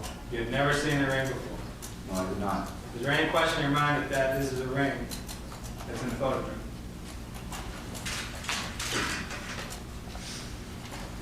It looks similar. I can't see the face of it, but it does look similar, yes. The only ring I seen on Gregory Smart's hand was a wedding band. Well, describe it. A simple gold wedding band. And when I realized it was a wedding band, and from what he had said about him, I stopped asking him about it. Just because you were a kind guy? No, because I was a kind guy, because that freaked me out. Because what? It freaked me out, what he had said. It freaked you out. Is that what stopped you from slashing his throat? What stopped me from slashing his throat is that I couldn't do it. It was a different story thinking I could do it without a person there when there's a person there doing it. Yeah. But it was done. The job was done. Anyway, He was killed, yes. and you did nothing to stop it. Correct. Through all the torment that he gave this guy, right?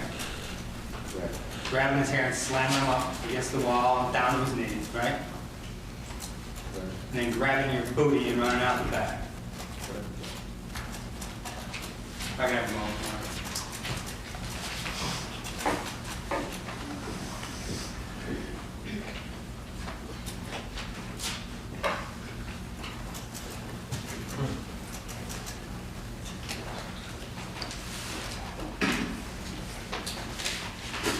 I have nothing further. Two questions, Your Honor. With the court's indulgence, the first thing I'd like to do is show this jury the ring.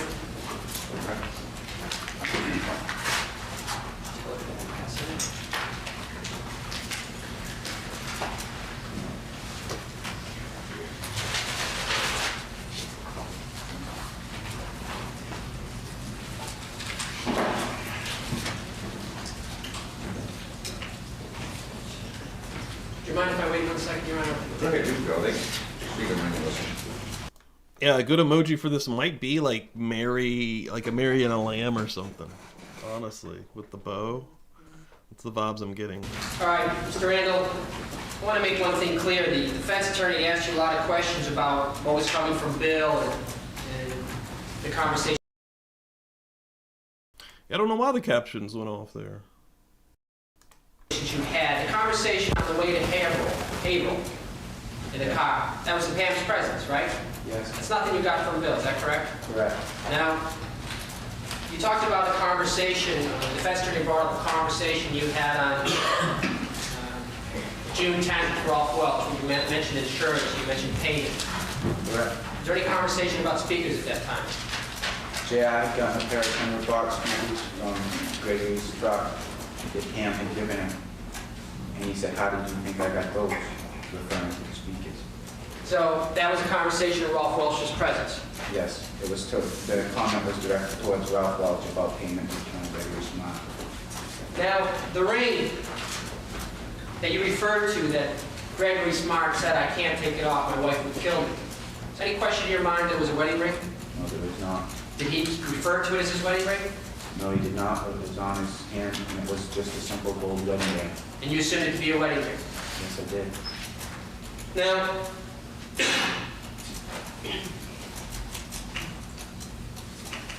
you talked about, you were asked questions about Bill's feelings towards Pam, Bill's talking about her all the time. You know a girl by the name of Katrina?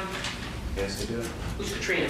She's a friend of ours from school. Did you ever know anything about Bill's feelings towards Katrina? He had showed desire in wanting her When was this? at a Motley Crue concert. Is this during the same time? Is this in April, May, March? I believe the concert was after the murder. And you were present when where Bill Flynn was with Katrina? Yes, I was. Do you know of any other girls that Bill expressed an interest in besides Katrina during this time period? No. Now,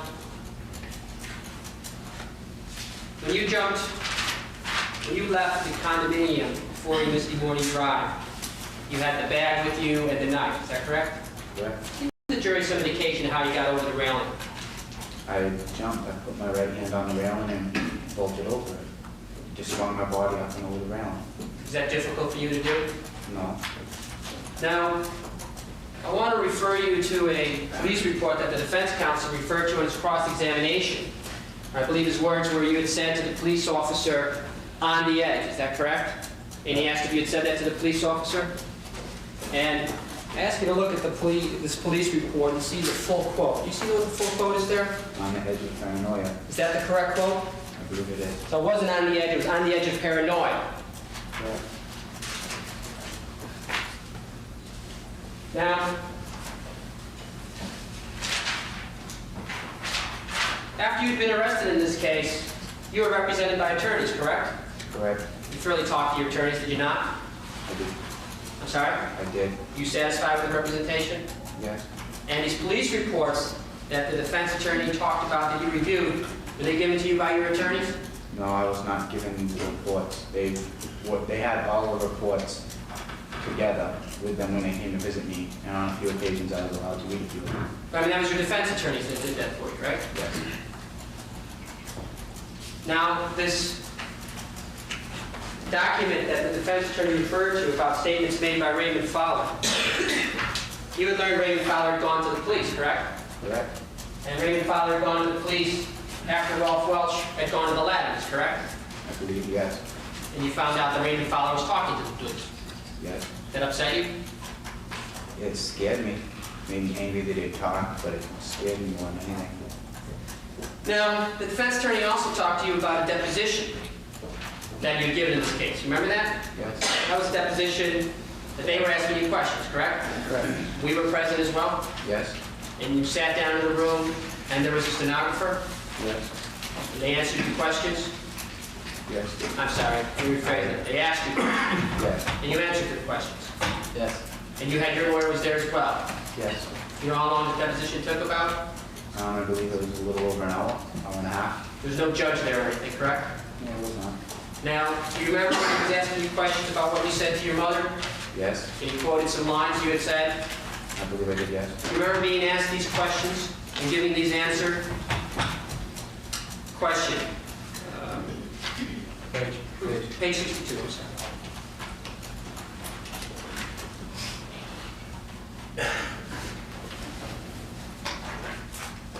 Who did you talk to, line 8? Who did you talk to about this? Answer, in June I talked to Ralph about it. Question, okay, Ralph Welch? Answer, that's the only person I told besides my mother. I told my mother after I knew that we were going to get arrested, I told her the story. Question, did you tell the whole story and the truth? Answer, pretty much. I left out the planning and talking to Pam and stuff, but I told her what we had done. Question, okay, so what you had told her was you'd gone there, broken in the house, killed the guy. Is that accurate? Answer, and that Pam wanted us to do it. Is that the full quote answer you gave concerning what you told your mother? Yes, it is. I have no further questions. This deposition was taken at Rockingham County Jail Yes, it was. while you were being housed in that same cell block you discussed with these folks? Yes, it was. Cell block where 2 cells down were a fellow by the name of Flynn, a fellow by the name of Laramie. Yes, my friends were close down. And on page 63 of the deposition, weren't you asked, okay, and you did not tell her, meaning your mother, about meetings or discussions you had with Pamela Smart? Remember that question? Yes, I do. And your answer was, no, I did not at the time, right? Correct. I mean, the guy comes off as pretty honest, you know. I mean, You not only Straightforward and discussed honest. plea arrangements with your own lawyers, he knows but he's you screwed. discussed plea arrangements with lawyers that weren't even yours, right? I didn't discuss arrangements with them, but they were present. Well, I was with my own lawyers in ABC, yes. And is it any surprise, it wasn't Paul and me, was it? No, it was not. Who was it? It was Vance Laramie's attorney. Thank you. Vance was there too, right? Yes, he was. Thank you. No questions. There you go, you may step down.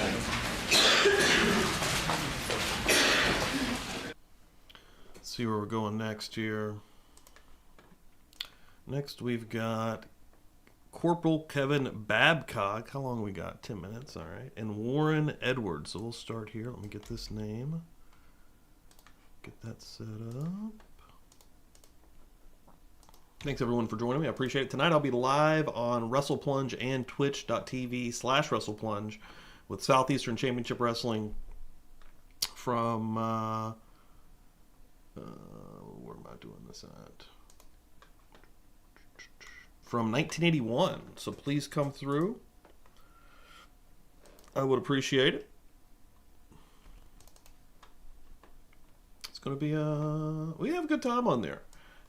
Even if you're not a wrestling fan, a lot of folks have come through from the Publicly Buzz side, and I think they enjoy it. I'm trying to get this name here just real quick. I'm also working on a new look for WrestlePlunge as well. I just haven't got that one finished yet. I did Publicly Buzzed first, and still not, fully done with Publicly Buzzed even. I think I might try to redo and keep the classic look, but maybe do a little bit of a revamp on Murder Church as well. We'll see. Let me fix this right here for Corporal Kevin Babcock joining up here. And then I will also get the next name, because this is going to be a quick one, it looks like. Warren Edmonds. Thanks everyone for hanging out. Can you state your name and spell your last name for the jury, please? Kevin Babcock, Nice, it's loud. B-A-B-C-O-C-K. I gotta remember to fix the sound on this. How are you employed? As a corporal for the New Hampshire State Police. How long have you been with the New Hampshire State Police, Corporal? Complete 14 years in June. And your rank is corporal. What's your present position? I'm attached to the Major Crime Unit on the State Police Liaison with the Department of Corrections. Okay, was that your position in May of 1990? Yes, it was. Okay, on May 2nd, did you have an occasion to attend an autopsy related to the homicide of Gregory Smart? Yes, I did. And why were you attending that autopsy? What was your function? At that time, I was to collect any evidence that we may find during the autopsy. And why was it that the state police was collecting the evidence? State Police had handled the scene in Derry, and this was a continuation of the scene. Other than collecting evidence, what else did you do? This one does not have closed caption. See, it's random. The last one had it on there, and this one doesn't. So that's really annoying. I apologize. I took photographs during the autopsy. My God, I keep forgetting it's muted. This one does not have closed captions. It's super random on this trial, and I don't know. It's weird. I wish that they all just generated closed captions, or they had them. I don't know. That's very strange. I apologize. Who else was present during the autopsy? Dr. Roger Fossum, the medical examiner, Kathy Deschanel, his assistant, a girl, the Dina, the autopsy assistant, Maureen War, I believe you pronounce her name, myself, yourself, and Assistant Attorney General C.D. White. Okay. Now, I assume of the list of people, Dr. Fossum is the person who performed the autopsy. That's correct. Tell me what you mean and how you go about collecting the evidence during an autopsy. What is it that you collect? First of all, an observation of Gregory. I examined him as far as looking him over, and I collected hairs and fibers, anything that was on his clothing. I packaged those, that type of thing. Okay. Where do you transport them after you package them? Take them to the State Police Forensic Lab located at State Police Headquarters in Concord. Is one of the pieces of evidence that you collected a bullet? Yes, it is. And did you observe where the bullet was removed from? Yes, I did. Where was that? I saw Dr. Fossum remove the bullet from the brain of Gregory Smart. Given you what has been marked as State's Exhibit 38 for ID. And I'll ask that you look at the outside of the container and then open it up and look in and tell me. Shit. Boom, Ruth Ann coming through. What a $5 holla. Thank you so much, Ruth Ann. I appreciate that. Thank you, thank you, thank you. Give me the loot! Give me the loot! Moving that wheel on up. And then let me get a count here. Where we're at currently on this wheel. Ruth Ann. Thank you again. Yeah, $5. Fuck yeah, appreciate that. Where you at? One. Oh, she's the first name on the wheel too. So 2, 3, 4, 5, 6. We are halfway to a wheel currently. Super Kelly, get in here. Welcome in here. Yeah, I think I've got to make an emoji of probably Mary and a lamb to represent Pamela here. Yeah, she looks. She's definitely trying to get that, especially for the time period too. I believe this is 1991. That bow in the hair, the innocent young girl vibe. Yeah. What it is.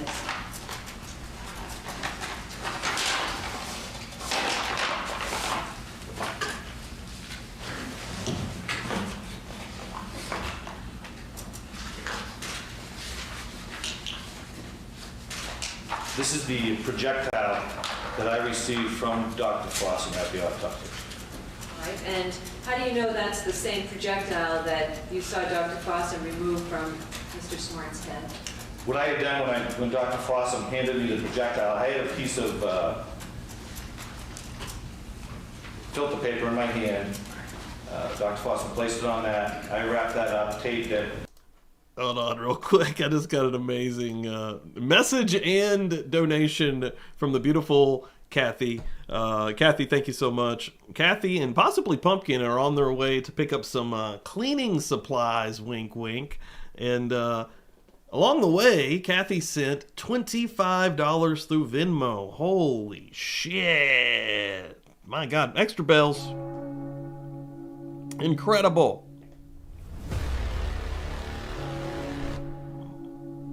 Extra bells and an epic sound effect. Holy shit, Kathy. Thank you so much. I appreciate the shit out of that. Incredible. And I think Jay Money coming right behind her, helping out extra today. Coming through the Cash App with $3. Jay, thank you very much. The super lucky Jay. Thank you very much. Holy shit. Mega bucks flowing through the church this morning. Hallelujah. If I do say so myself. We doing it. Hold up! Hold up! Hold up!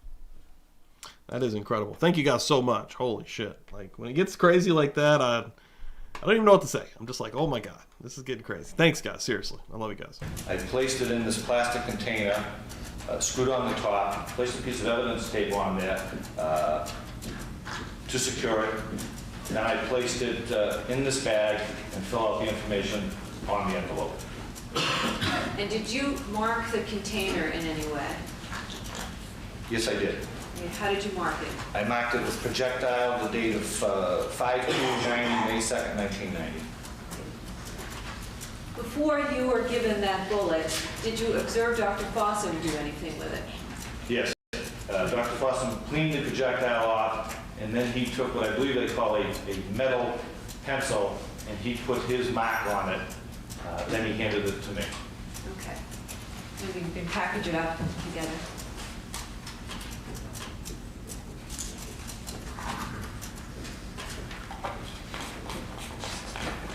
Now what's in that Oh container? my God. Wow. J Money said, screw it and sit through some more. What did he just now send, dude? $10 through J Money through the Cash App. Oh my God, bro. Thank you so much, man. He is like, I'm going to get this one.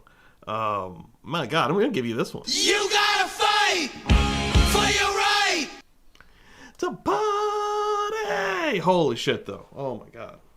Today, is that in the same condition as when Dr. Fossum handed it to you? No, it's not. And what's the difference of what we see in the container today? When Dr. Fossum handed it to me, it was in one piece. It's in a number of pieces today. And do you know why it's in a number of pieces today? I believe during the examination at the laboratory that it was broken apart to be analyzed. Now, on the outside of the envelope, there are a lot of things filled out, marks made on it. Who made those marks? I did. And can you tell me who put KB21 on the outside of it? I did. Those are my initials. And would Number that- 21 is the number, the evidentiary number that I placed on it.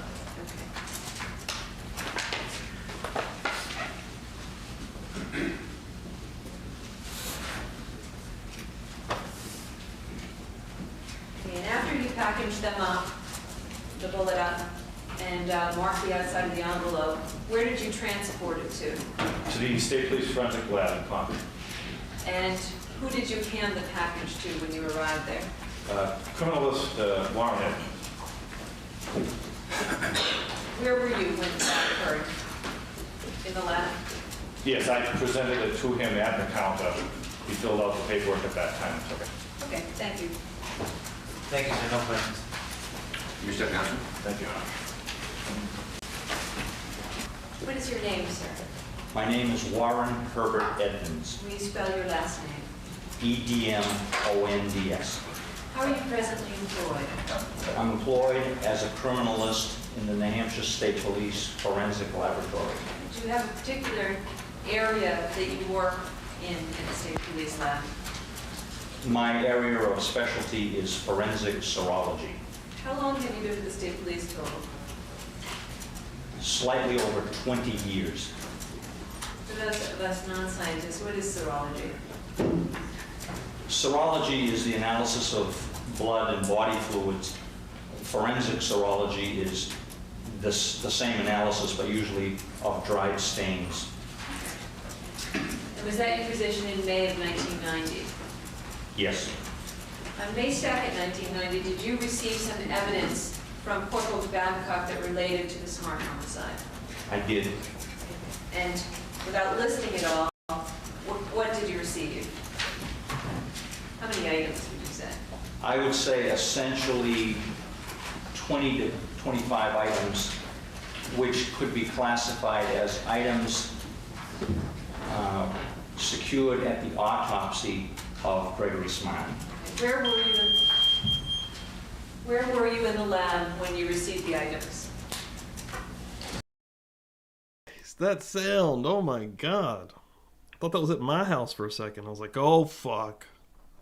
The actual receipt of the items, to the best of my recollection, took place in the serology section because certain items had to be immediately attended to. What those items have to be immediately attended to?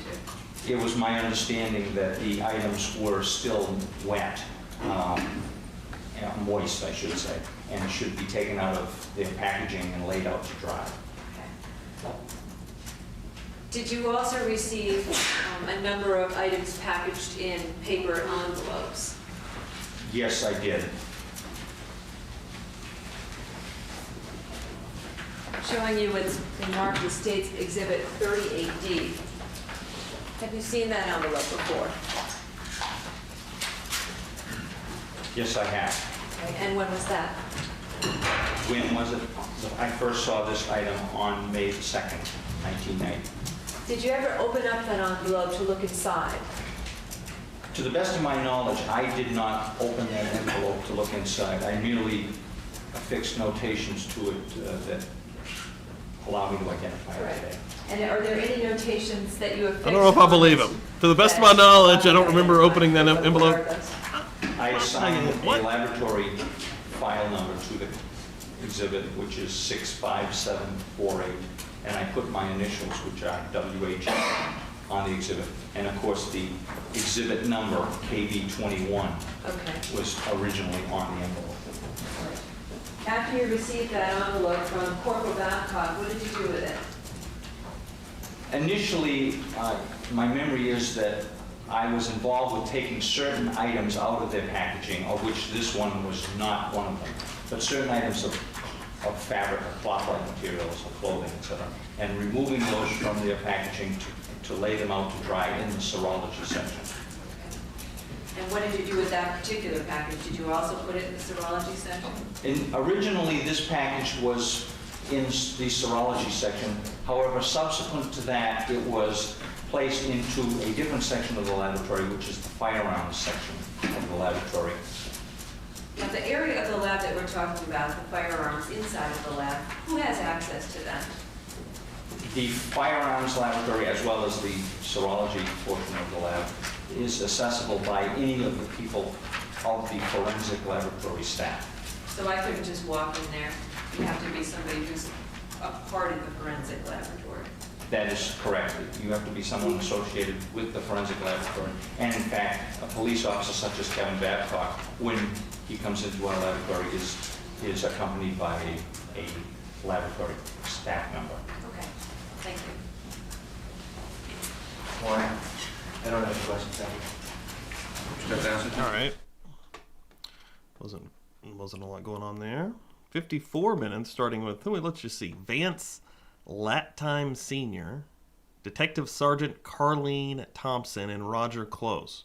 Let's see if we can get through one of these, because it's a 54-minute video. Let's see if we can, how long old Vance will be up here for. I will get that going. Okay. Would you state your name, please? Vance Lattime. Fuck, I've got to remember these Spell your sounds. last name for the record. L-E-T-T-I-M-A.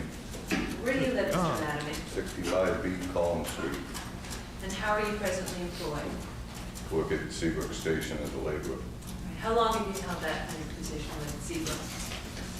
since 79. Do you have any children? 3. What are your names and ages? Daughter Nicole, I believe she's 20. My son Vance Jr., 18. And a son Ryan, 2. In the spring of 1990, winter spring of 1990, who was living with you at your home in Seabrook? My son Vance, my son Ryan, and Ralph Welch. Who was Ralph Welch? He's a close friend of my son, And how old is he? 18. What was his relationship to your family? Why was he living with you? Well, he's real good friends with my son. He's more or less like a son to us. For how long do you recall him being friends with your son? I believe about 81. Do you know a boy named William Flint? Yes, How about Patrick Randall? yes. Do you ever remember seeing them at your home? They were always there. How often would you say the two of them might visit your home? 7 days a week. Sometimes they were always there. A lot of times they slept over on weekends.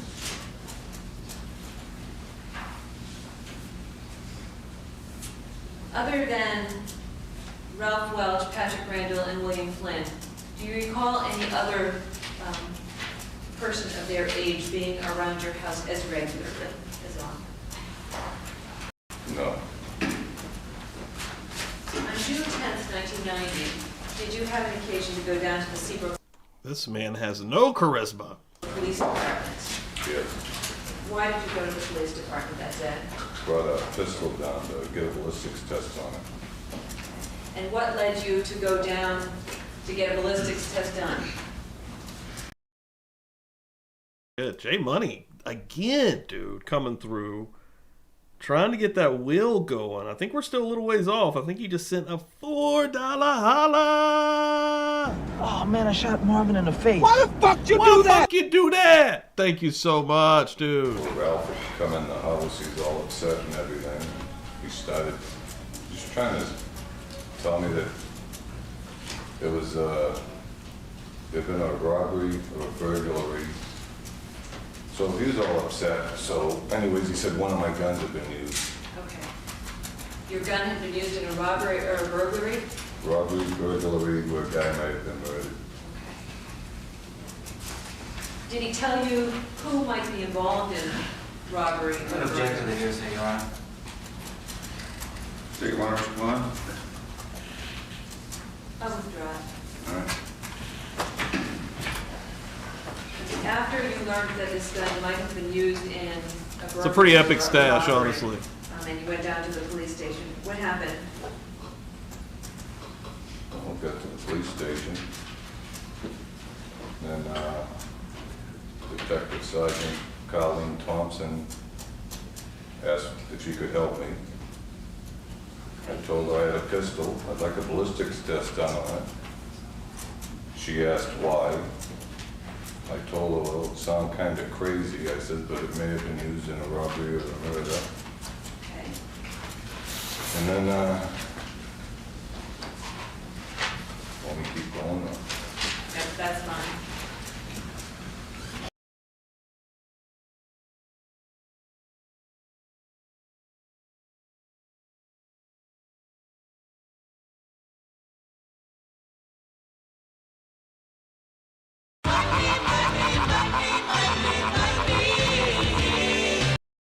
respect my house.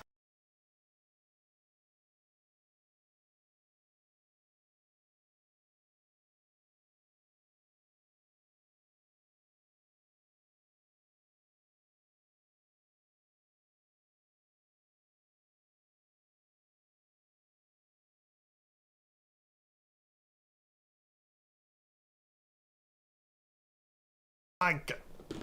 Oh my God! Sorry about that. I was muted. I was going in. Oh my God. You know what I was saying. I was giving it hell. We're only one away. We are officially only one away. Everybody's been going nuts.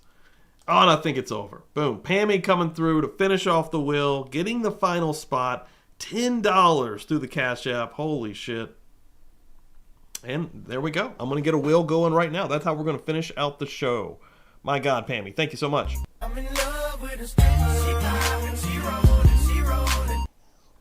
I want to start using that one again. Elman was retired for quite a while.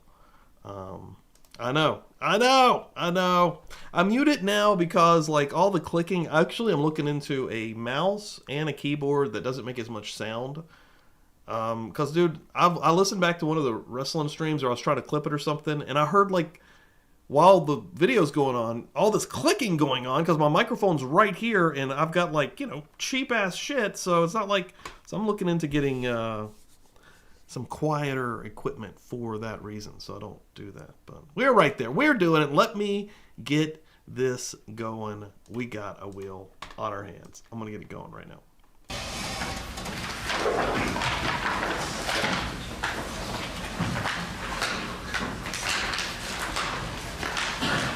When Ralph came to you and told you the information that you testified to, what was his condition? Almost hysterical. Okay. And what was his physical condition? He had a cut over his left eye. Okay. Was he excited? Did you say he's hysterical? Kind of everything. Just trying to explain. He's borderline on hysterical. Okay. And in this hysterical state, what did he tell you? Well, he said that, Your Honor, objection hearsay. Mr. Welch, I believe, is going to testify. Your Honor, I don't view that this is an excited utterance. The boy's very upset. He's I'll just- withdraw. Go ahead. all right. Oh, What did he tell you about what had happened that he learned about? he said that Bill and Pete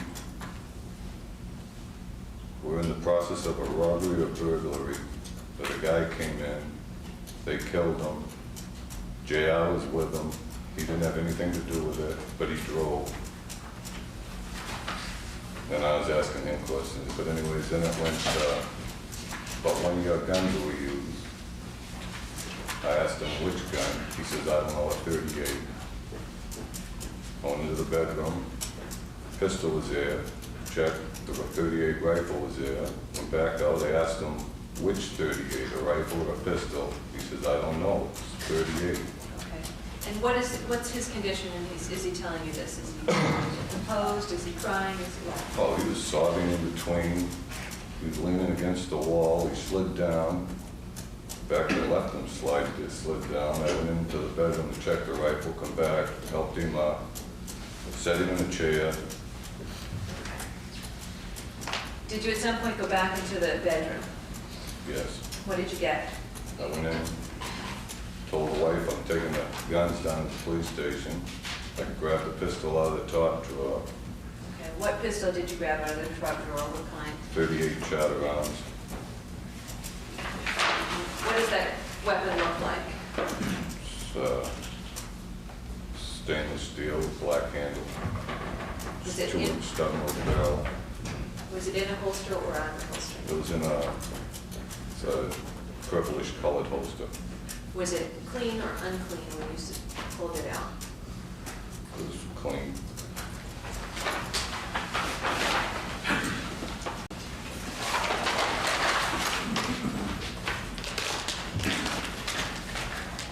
show you what's been marked as State's Exhibit 40 for identification, and ask that you take it out and look at it and tell me what it is.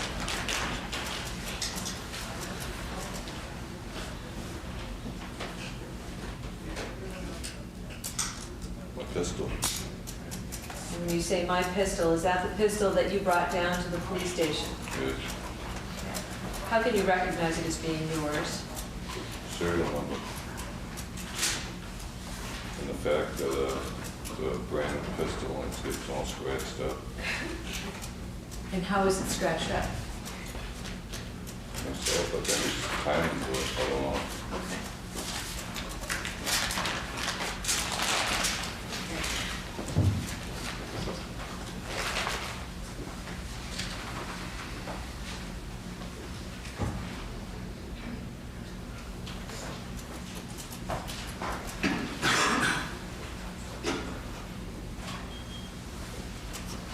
Did you leave the police department with or without that revolver that night?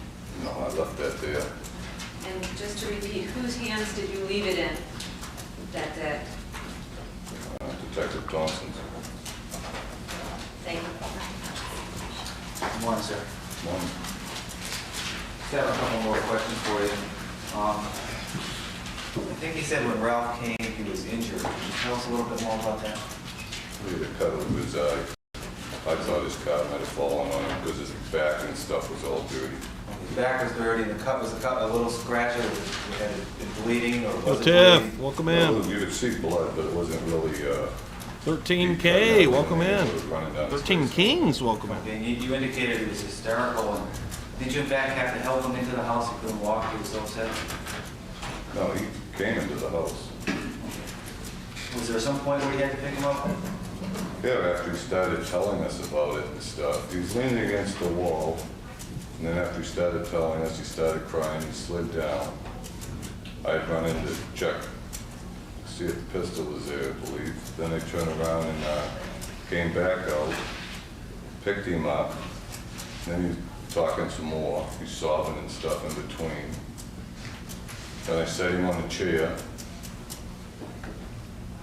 and I ran outside. Chair, I can't even talk like that, dude. And Chair. see if Pete and JR were there. Then I went back in, then I picked him up more or less, put him on the couch. Did he appear scared to you at all when he was talking to you? No, as I understand it, what Ralph Welch told you when he came in that excited state was that Bill and Pete were in the process of a robbery or something, and a man walked in and may have been murdered or something to that effect. Right. He told you JR was on the car, not inside. No, he says that Bill and Pete were in a burglary or robbery, that a guy came in, and that they may have killed him. There's other stuff too, and What I wanted to ask you was, what about JR? Did he stay outside? well, you said that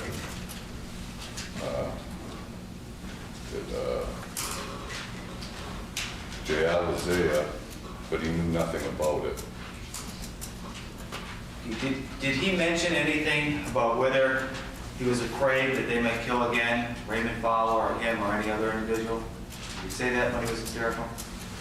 He may have, but I don't recall. You can't remember? Okay, thank you, sir. No more questions. Nothing else, Your Honor? Mr. Johnson, thank you.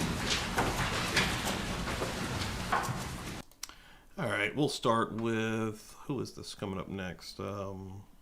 Detective Sergeant Carlene Thompson. We'll start with that next week. Let me get this wheel over here so we can give away some goodies here. Thanks to everybody coming through and being freaking amazing. Appreciate the shit out of that, guys. Hell freaking yeah. We got ourselves a wheel to spin. Congratulations, or not congratulations. Congratulations to somebody, but let's get the names out there first. Ruth Ann coming through hard this morning. Some of these are from last Sunday. Ruth Ann last Sunday. Jen, it was her birthday last Sunday. Thank you so much. And this morning, I think these were all from J Money, Pokemon gifting out a membership. Ruth Ann, Kathy Helper going crazy through the Cash App. J Money going crazy through the Venmo. It might be swapped there. I think Kathy's through the Venmo, J Money through the Cash App. Ruth Ann, thank you so much. And then Pammy rounding us off with an insane donation as well. Everybody this morning has been so freaking generous. I appreciate the shit out of it. Good luck, everyone.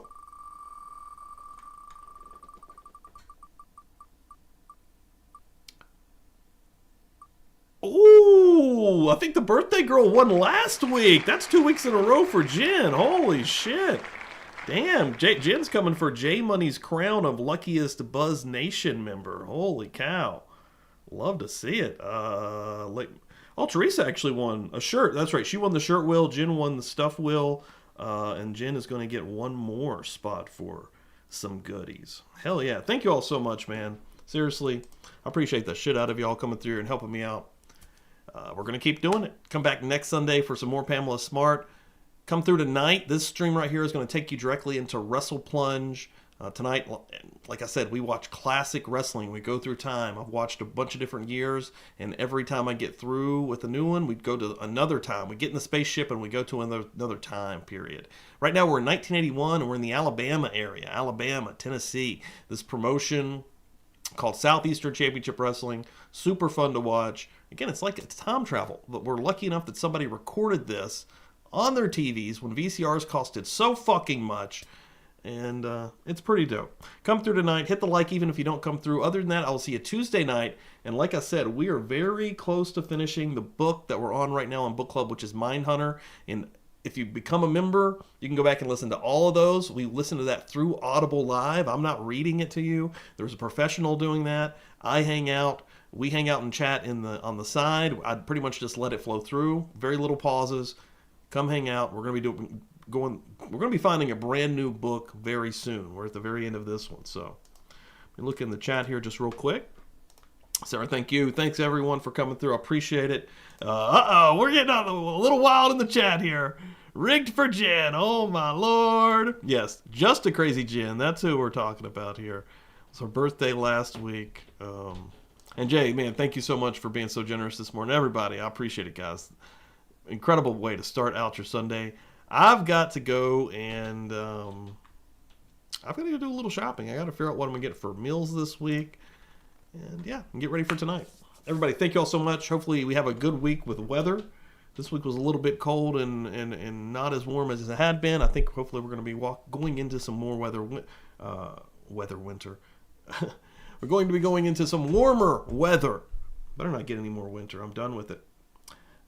This is Sarah. Oh, sorry, Steve. I only read smut. All right, fair enough. That's why we love you. All right, everybody. Thank you all so much. Let's get the hell out of here. Have a great day.